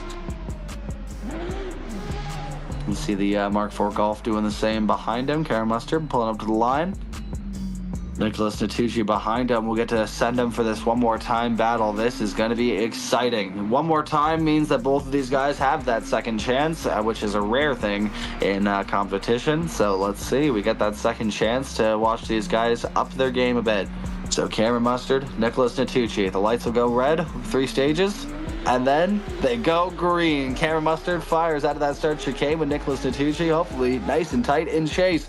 Here we go, Cameron Mustard in that lead position. Big angle from him with Nicholas Natucci right there on the door. That Jap Speed R32. Look at that Mark IV Golf really putting in the work. A little bit of lag here from the server, but looking pretty solid there as Cameron Mustard looks solid into outside zone 4. Nicholas right there pushing up onto the door. A much cleaner run from him overall throughout this run. Look at that, Brandon. It looks like they both cleaned it up. Well, we'll have to see if what happens in this next one though, because it could go sour once again. So we'll have to see who will crack under the pressure in this second half. I mean, I'm all for an underdog story with the Mark IV Golf, but at the same time, I know what Cameron's like. He is a monster of a driver. Well, we'll definitely have to see. Sometimes that OMT can bring out that extra level in a driver, so we'll see Cameron Mustard enter that chase position. We saw Nicholas Natucci already bring out his next level and put out a much better chase in that first run, so we'll see Cameron Mustard if he can do the same and go for that overall level up. We'll see if this battle gets cleaner overall. But here we go. Light goes green, and Nicholas Natucci to lead in that R32. Cameron Mustard to chase him in, and here we go. Nicholas, big initiation right there. Cameron Mustard sticks with him right on the door of that Mark IV Golf, right hugging that inner wheel. Look at that, solid into that outer clip 3, both focusing on getting that decel zone nailed, and that was damn near perfect. Ooh, getting a little bit into the back end, it might looks like it. Did that look like that to you there, Brandon? I couldn't really tell you, Austin. I was about to say on that transition, it looked like Cameron Mustard might have gotten into the back end of that Mark IV. I might be wrong, that might have been something I just missed, but I don't know. It kind of looked like a tiny bit of contact there. We'll have to see as they come around now. Let's have a look on the right-hand screen. Potentially, it does look like the car shifted slightly, but Nicholas doesn't look like he was affected, so that could weigh in quite a bit. Absolutely, especially with a battle this close. I mean, both of these guys definitely took the OMT and ran with it. I mean, these guys definitely are showing off much better the runs than that first battle, but definitely some moments of weakness from both of these guys. I mean, you see that Cameron Mustard was definitely able to keep it closer through that decel zone. Nicholas Natucci having to use it as more of a catch-up zone as they come through here. Nicholas keeping it nice and clean through this section of the course, and as we mentioned, that small bit of contact from Cameron Mustard in that section as well. So definitely lots to compare. The judge is going to be taking a lot closer of a look at these runs here. We'll see this from Nicholas Natucci and Cameron Mustard. I mean, it's hard to say. The weighing it out between the two is going to be interesting. As you can see here, Cameron does make a gap, but then Nicholas does bring it back, and it's all down to this section in the transition. I mean, Nicholas keeps it nice and tidy, and there is no contact made, so it all depends on what the judges think about that little tap between the transition. Was there a tap, or was it down to lag? We'll have to see. Yeah, it'll definitely be an interesting thing to look at, especially considering there was a little bit of lag before. So we'll see how this turns out. We'll see through outside zone 4 right here. You can see that just the tiniest little tap from Cameron Mustard there as he has a little bit of a hiccup getting back up under the door of that Mark IV. So we'll see how that plays out in the judges' eyes and see who takes the win. Will Nicholas Natucci bring that Mark IV Golf one more rung up the competition ladder today, or will Cameron Mustard move on and continue his points chase? We will have to see. And here we go. Left for Cameron Mustard, right for Nicholas, who is going in. And it is a unanimous decision for the Scottish man himself, the local driver, Cameron Mustard. And, well, unfortunately, Nicholas had to catch up. Unfortunately, yeah, we're going to see that Mark IV get packed up and sent home, but Nicholas Natucci definitely did a fantastic job there. Definitely a good showing in that Mark IV today.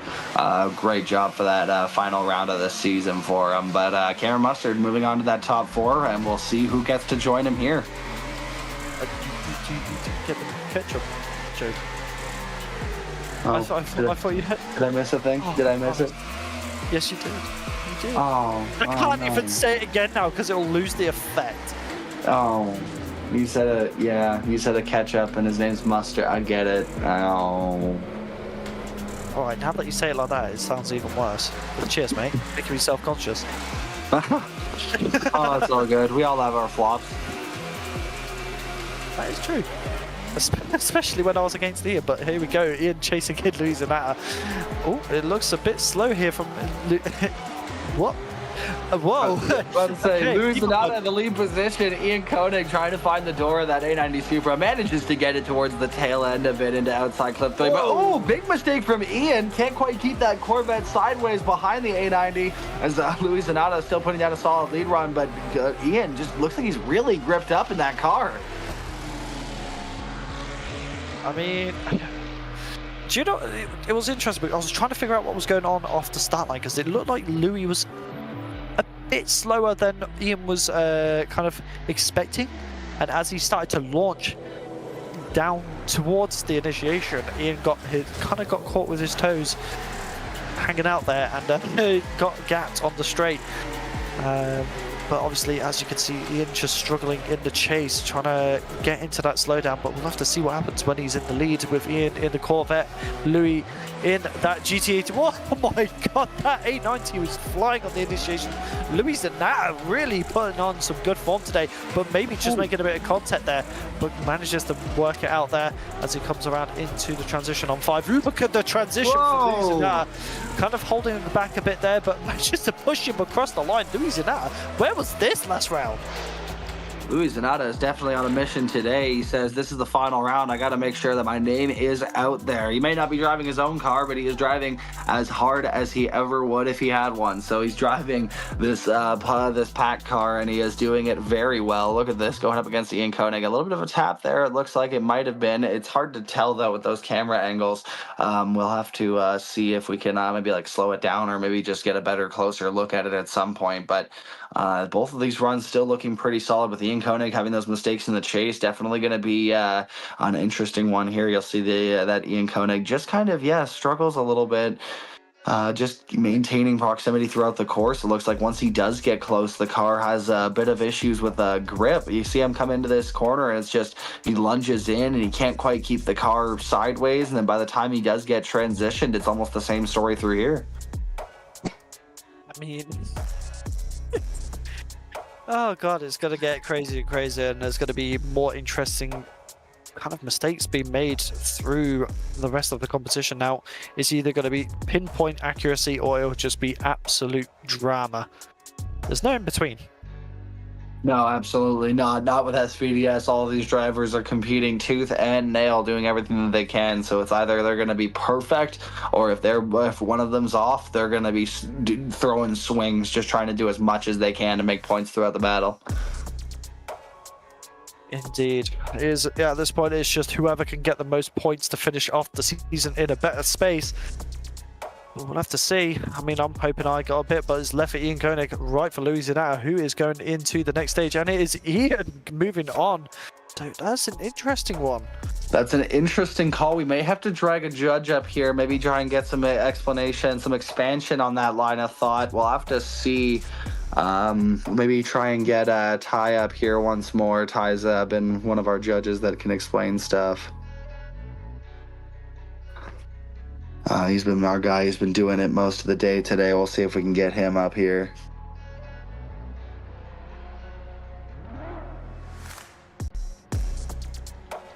Indeed. I'm a bit confused on that one myself, to be honest.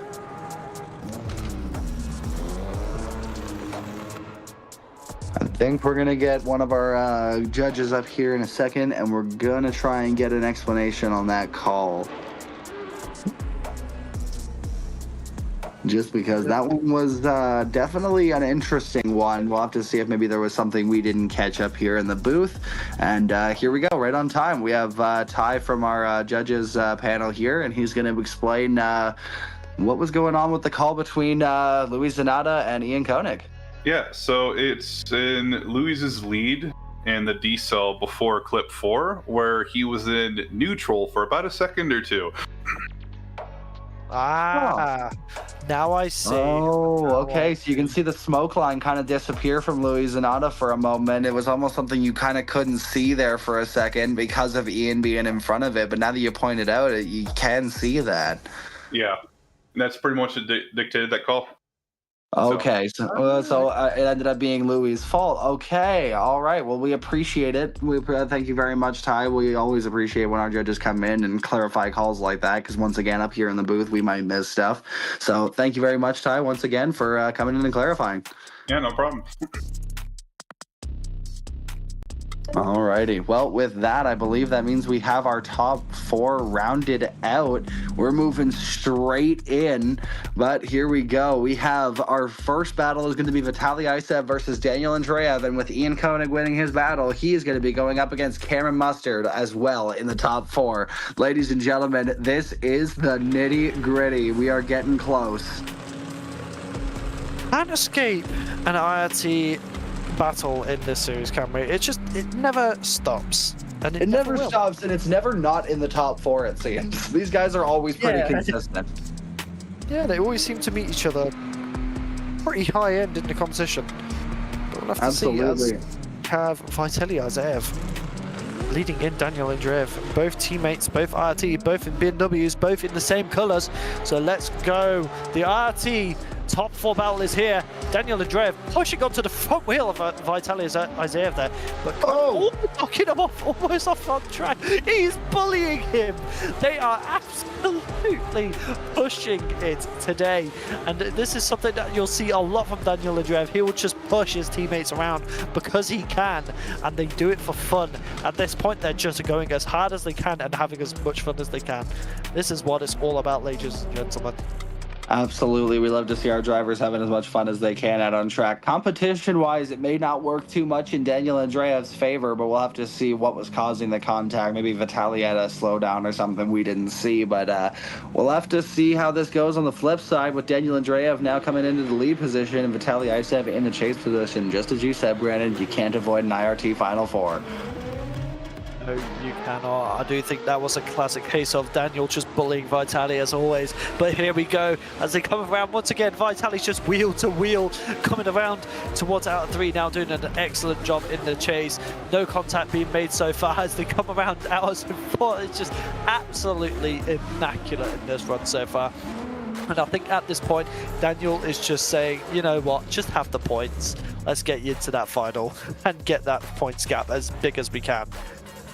There you go. Absolutely. Vitaly Isev in that points run in there. He's just got that crazy amount of friggin' points there.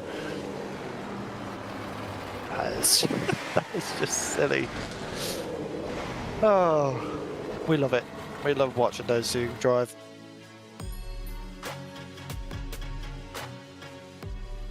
As we have all IRT final. Check out the side-by-side here. Look at that with Daniel Andreev beating down the door of Vitaly Isev in that first run. That was incredible to watch here. You have Daniel Andreev doing a decent lead line with Vitaly Isev just right there on the door as well. Daniel a little bit closer through that last corner, but Vitaly Isev was also kind of chasing that rear fender line also a bit more. Just a little bit. Just a little bit. Bonk. Vitaly saw Daniel's chase and said, add a little bit of spice. That's incredible. I mean, I cannot believe you managed to weave that meme into a commentary. Hey, that's what I do. That's what I'm here for. I'm the brain rot commentator, honestly. Look at that though, just it is impressive how they hold it. Like absolutely, just pushing them around. You can see he's doing it on purpose, and he still manages to keep it going. Like this just shows. Like, how many times can I push Vitaly before I'll send him off track?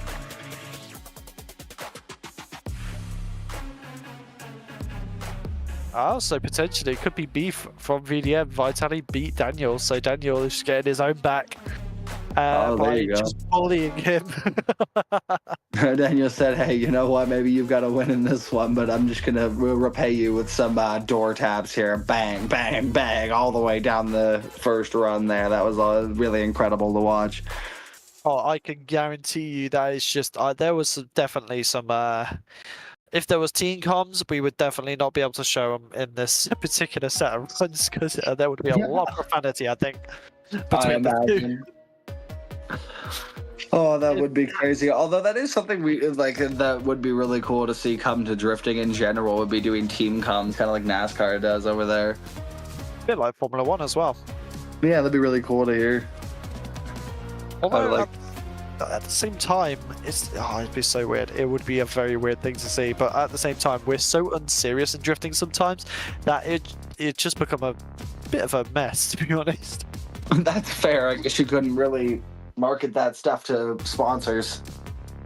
That is very true. Oh, Jesus. I mean, if anyone was watching video, you would have seen Adam Chulkov was actually wearing a full-on suit in his battles. As in VDM, they do actually have the webcam. You showed me that. Yep. Oh my goodness, you showed me that before this, before the event. That was really cool to see. Just wearing a suit, but it's left for Vitaly, or right for Daniel Andrev, and Vitaly Azev moves on into the final. Oh man, this is going to be crazy, but here we go, the second half of the top four. Ian Koenig and Cameron Mustard. This is going to be a pretty intense battle. Ian Koenig has been flying by the seat of his pants this event. He has been doing the best that he can in terms of driving, and he is going to have to go up against one of the giants of the series. Cameron Mustard is definitely one of the more consistent guys that we got here, so if Ian's going to have to lock in for anybody to make it to that final, it's going to be this guy. And even if he does, he'll have to end up against Vitaly in the final if he makes it through, so that'll be definitely a true test of consistency if he makes it there. So consistency creates champions, and this is going to be a test for sure. Cameron Mustard, Ian Koenig. For sure. I mean, Cameron's not an easy battle in any form, so we'll have to see what goes on here. I mean, I'm a bit sore from Ian beating me, but you know what? I'm always going to root for the person that beats me.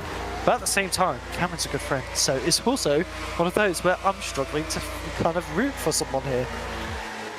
Well, we'll have to see who comes out on top. Cameron Mustard going to lead in Ian Koenig. That Jap Speed R32 gets the green light to fire it out at start chicane, and here we go. Ian Koenig to chase him in, matching that pace pretty well, but has a little bit of separation to start with. Cameron Mustard throwing it in really nice on that wide line, coming into outside clip 3. Look at this, coming into the decel zone. Ian Koenig lunges right up onto the door, manages to keep a bit of that proximity coming through outside zone 4. Big, nice, tight transition. Gets up onto the door, but falls back quite a bit towards the end of the course. A few cracks showing in Ian Koenig's armor.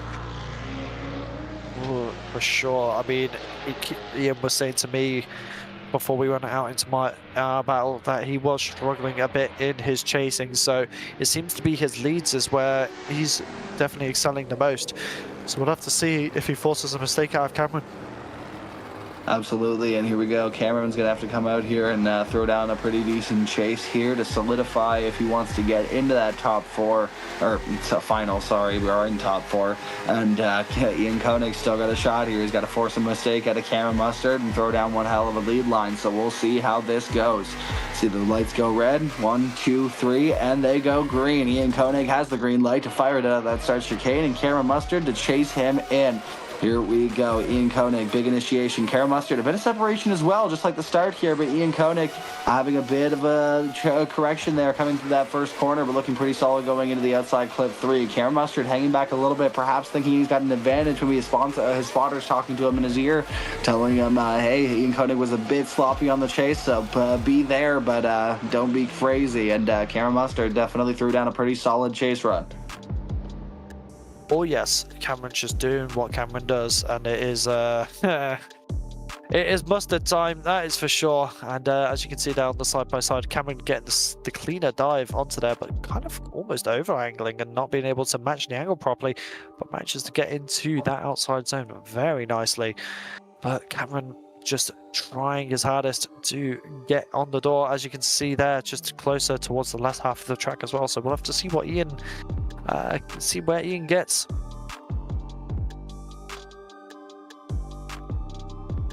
Well, this is going to be a very close battle. The judges are going to be taking a look at this definitely with a fine-tooth comb, making sure that they look at every little mistake and make sure that they come out with the right winner, because whoever's going to be fighting Vitaly is going to want to be the better of these two, and they're going to need it. Vitaly is one of those drivers that could absolutely take home a weekend, and he is well on his way to doing so. So these drivers are going to be wanting to go up against him and hopefully take him, dethrone him, take a win from him, at the end of the season here. But here we go, swiping left for Cameron Mustard, takes the win over Ian Koig. Ian Koig, unfortunately, will not be in that final battle. I mean, he's still got a chance to get a podium, though. It is the battle for third. Absolutely. Daniel Andrev versus Ian. Daniel Andrev versus Ian Koig. He does have another shot here. Will he be able to pull out a third place with Daniel Andrev, another IRT driver, another very consistent driver? And we know for sure that he's got the ability to put down some pretty solid runs. I've just noticed that Daniel's got his windscreen wipers on as well. I don't think it's raining there, mate. To be honest, if you've got loads of dust on your windscreen, I don't know. But here we go. This is the last battle for third in the whole season. Ian Koig versus Daniel Andrev.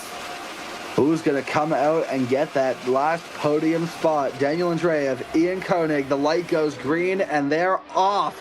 Daniel Andrev in the lead position, Ian Koig in the chase. Here we go, Daniel Andrev setting it in for a big initiation. Ian Koig not as close as he needs to be, coming through outside clip 2, and is trying to just reel him in, but Daniel Andrev running away with it that first corner, but coming in through outside zone 4. Ian Koig right there, trying to nose up on that front fender, making a bit of a dive there, trying to get up onto him, but Daniel Andrev just running away with it through this last corner, constantly gaining ground, and just wow, just goes to show how quick that 1M is. Oh yes, Daniel's just being the more experienced sim driver from the looks of this. Really does, it does show, it really does show. But Ian, as you can see there, making sure his front tires are nice and scrubbed. He wants to get into it and get jiggy. I don't know what I'm even saying at this point, Austin. At this point, it's the end of the season. It's the top third. It's the third battle for. I can't get my words together. The battle for third. It has been an insane season, and my brain cannot just comprehend anything that's going on anymore. Well, I, for one, am honored to be here for the final round. It's really great to come back and get to commentate such great battles. So here we go. Ian Koig to lead in Daniel Andrev. Big initiation coming around that first corner here, coming through outside clip 2, looking pretty solid as Ian Koig in that lead position, but Daniel Andrev hunting him down. He's got that scope aimed in on that door, and he is firing that BMW like a rifle. And Ian Koig going wide, dropping tires out into the concrete and forcing his line to make an adjustment. That is not going to serve well for him going into getting a podium this run.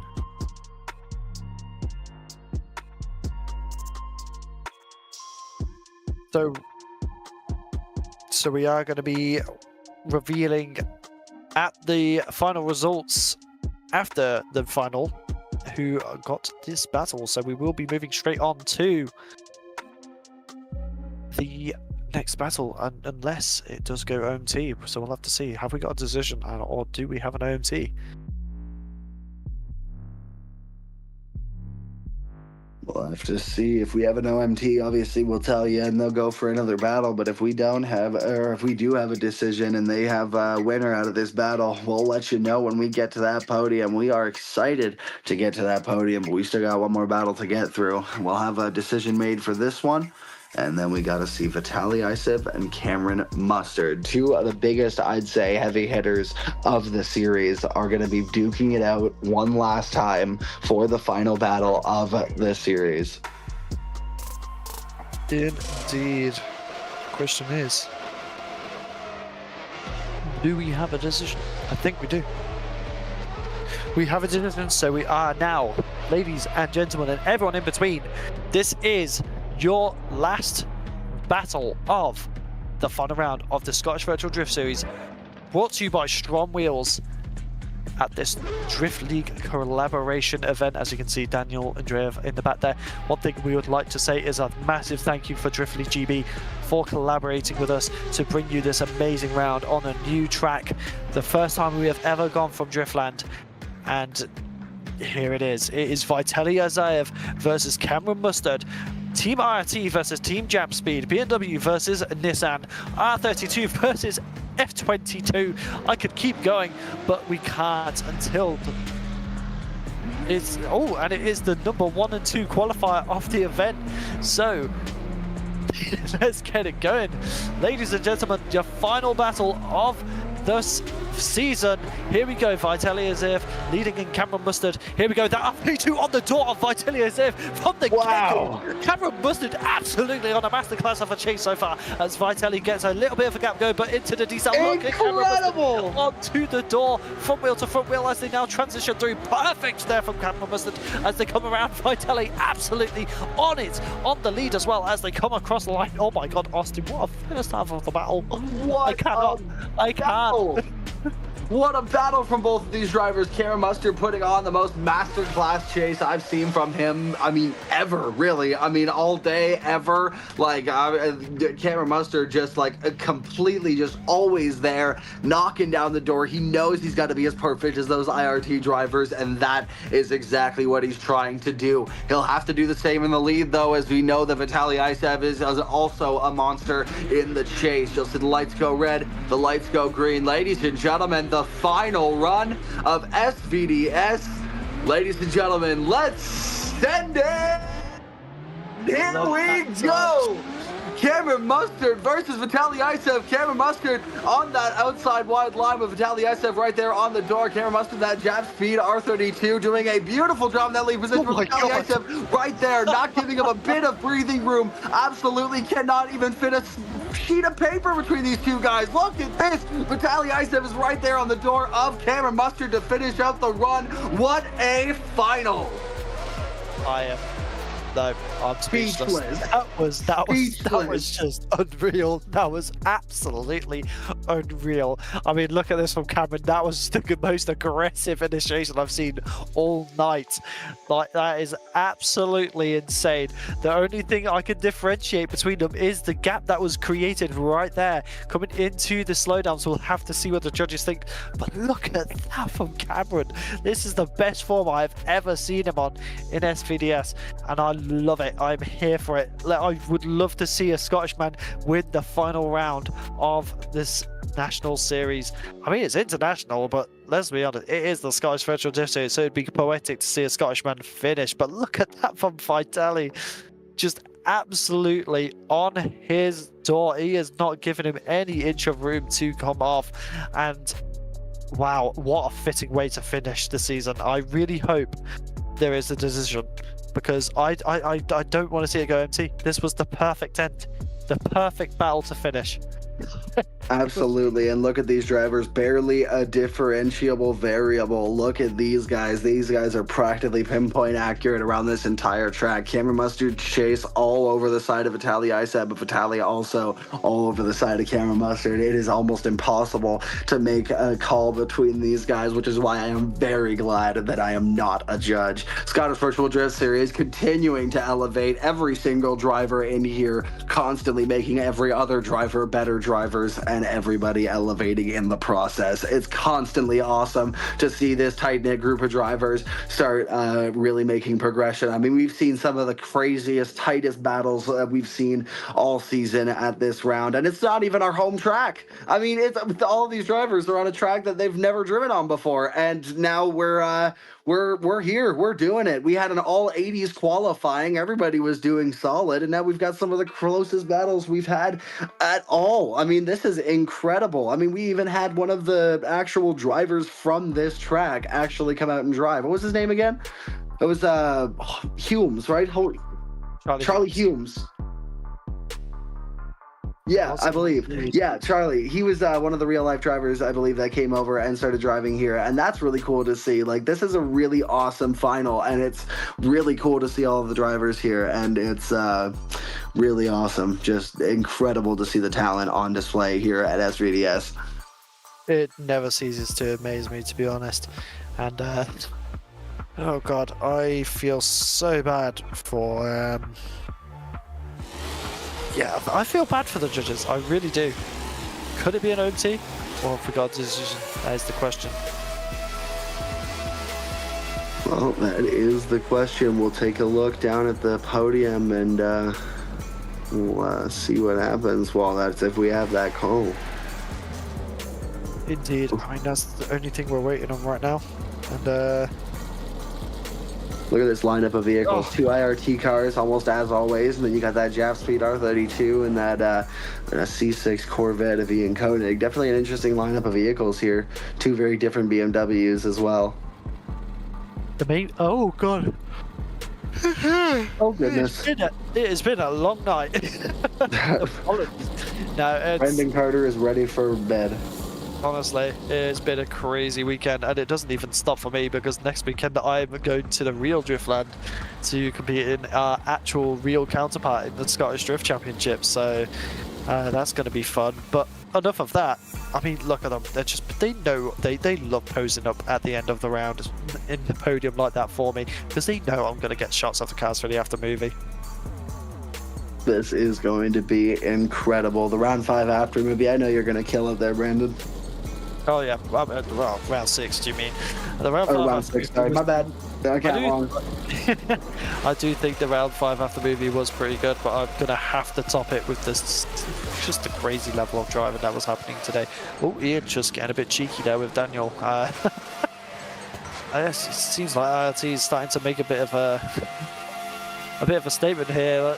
It's a bit like a stare down, to be honest, like a Mexican. It's like I was about to say. It's like when I.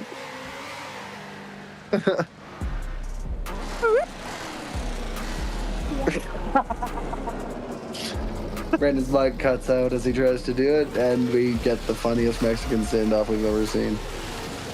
Look at this. 2 BMWs staring down a Corvette and a GTR.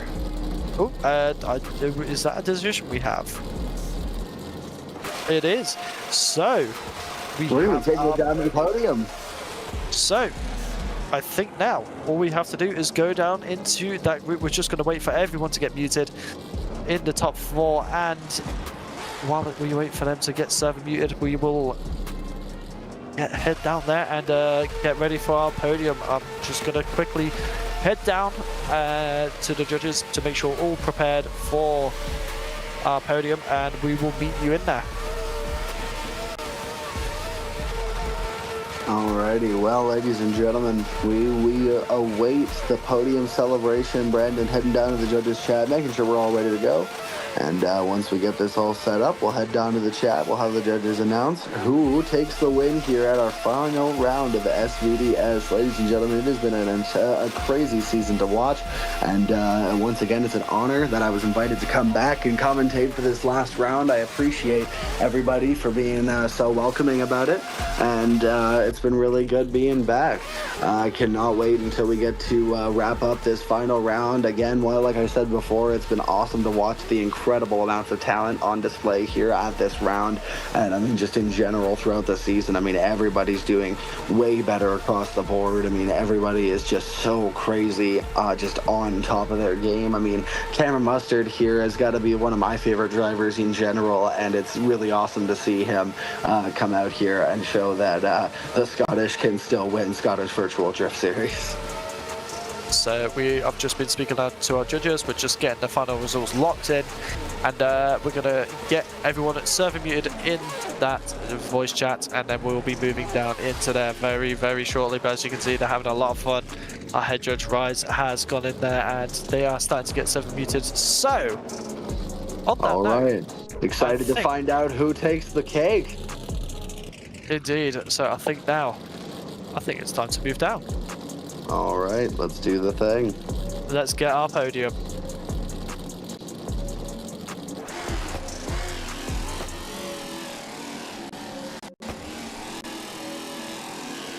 So, here we go. I do have the results in my hand, or proverbial hand, as you would call it.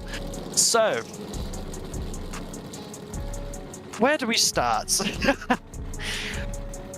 Once again, just before we get this podium done, I want to thank everyone at the Scottish Virtual Drift Series, both drivers and staff. Want to thank all of our sponsors that have come on board, and obviously we've had an amazing collaboration event with DLGB. Having the opportunity to drive Teesside Autodrome here in Middlesbrough, as well as our main title sponsor STRO M. Just absolutely been amazing seasons, and keep an eye on the socials for Series 5, but here we go. We have our top 3 and hard charger. So taking 3rd place at the last round of the Scottish Virtual Drift Series here at Teesside is Daniel Andrev, going absolutely crazy against Ian, doing an amazing job, taking me down and then making it all the way into the battle for 3rd. Congratulations to both of those drivers. But now, here is where it goes big. The craziest battle I have seen in a long time between Cameron Mustard and Vitaly Azev. It was insane, but there can only be one winner. And taking 1st place at the last round of the Scottish Virtual Drift Series, round 6, is Vitaly Azev, taking the win with Cameron Mustard, taking 2nd place. But the hard charger for this round as well was Ian Koig, going absolutely crazy, and is very well deserved. So congratulations to every single one of the drivers who have gone absolutely insane over this round. But all of this season results and hard charger as well are going to be on the socials and in the Discord, so make sure to keep an eye out for all of those. And if we can get a 4-man between all of the drivers, that would be pretty cool if we could see a 4-man train. But I do want to thank all of our sponsors, which includes our title sponsor STRO M Wheels, Mclellan Motorsport, Driftland, GT Omega, Sikky Manufacturing, DLGB, Kaptured Media, Carbon Drift Team, and Dyce Carriers. Without them, this season wouldn't have been able to be the way it is. And we thank everyone for coming on board, and we thank all of you for watching at the final round of the Scottish Virtual Drift Series. There is your top 3, and there is the podium. What a event. Thank you so much to everyone for coming through, and thank you, Austin, for coming through and being in this with us for the last round of this season. As you'll see, we have all of our top drivers. Here's our podium drivers getting ready to do a 4-man tandem, and I can see a judge's chair in the background there, it's kind of sneaking up behind everyone. So Austin, shall we commentate this run? I'll let you commentate this, the 4-man, as we close up. Alrighty, well, ladies and gentlemen, to show off our final podium celebration, we're going to have our final drivers do a nice little 4-man tandem for you. So, drivers, I suppose, I don't know if we're going to have Rise do a quick little start light for them, or if we can get them just going. Here we go. We got a start light. The lights go green, and we got all these guys going down. Vitaly Azev in the lead, Cameron Mustard in the chase, also with Daniel Andrev in the chase, and Ian Koig rounding out that 4-man tandem. Look at that, flying through outside clip 2 and outside clip 3 into the decel. This is going to get hectic, a little bit of contact, but we all managed to keep it solid here as Vitaly Azev leads the train through into that final corner. All 4 of these guys holding solid, with a judge's chair following in behind. We love to see it. Ladies and gentlemen, thank you so much for tuning into the final round of Scottish Virtual Drift Series. You guys all have yourselves a fantastic night.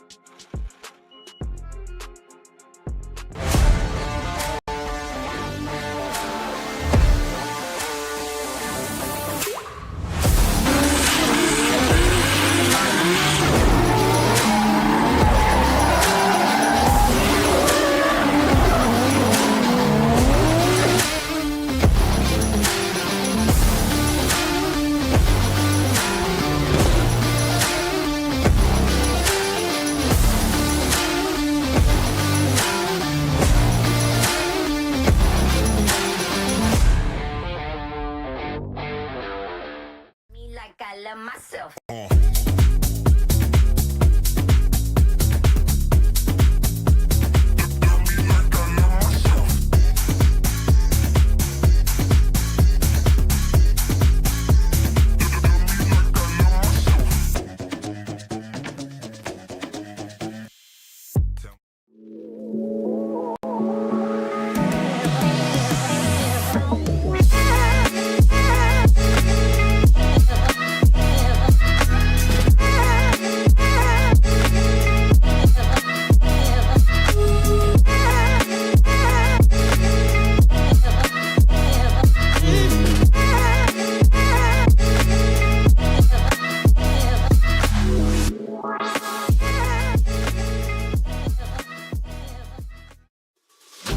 Are you ready?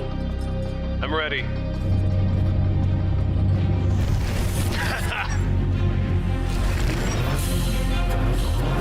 Let's go. Show me what you got. Oh, Is that everything you got? last turn. Catch me if you can. That was great. That was a good game. Unlock true experience with GT Omega. Carbon Drift Team, sponsoring SVDS Series 4. Looking for high quality model work or replica cars? CDT has it all in store waiting for you. With a highly skilled team, they are at the forefront of making sure the product that you receive is of the highest quality. Make sure to check out the socials and Gumroad for any and all projects to be released.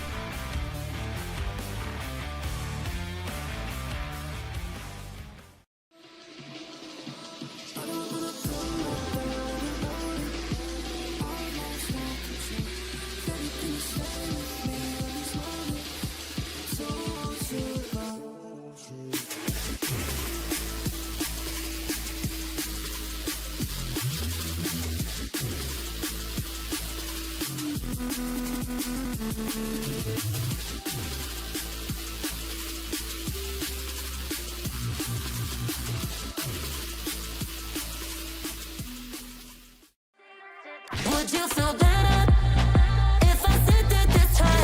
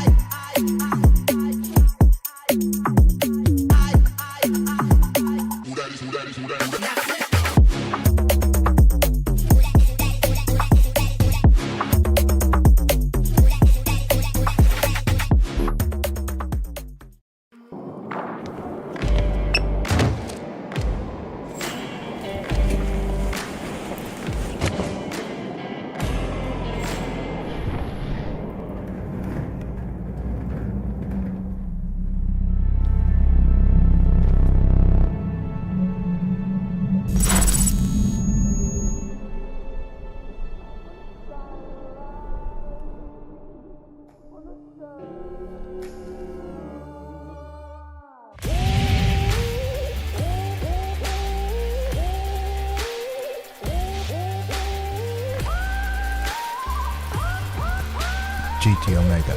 Stay ahead of the game.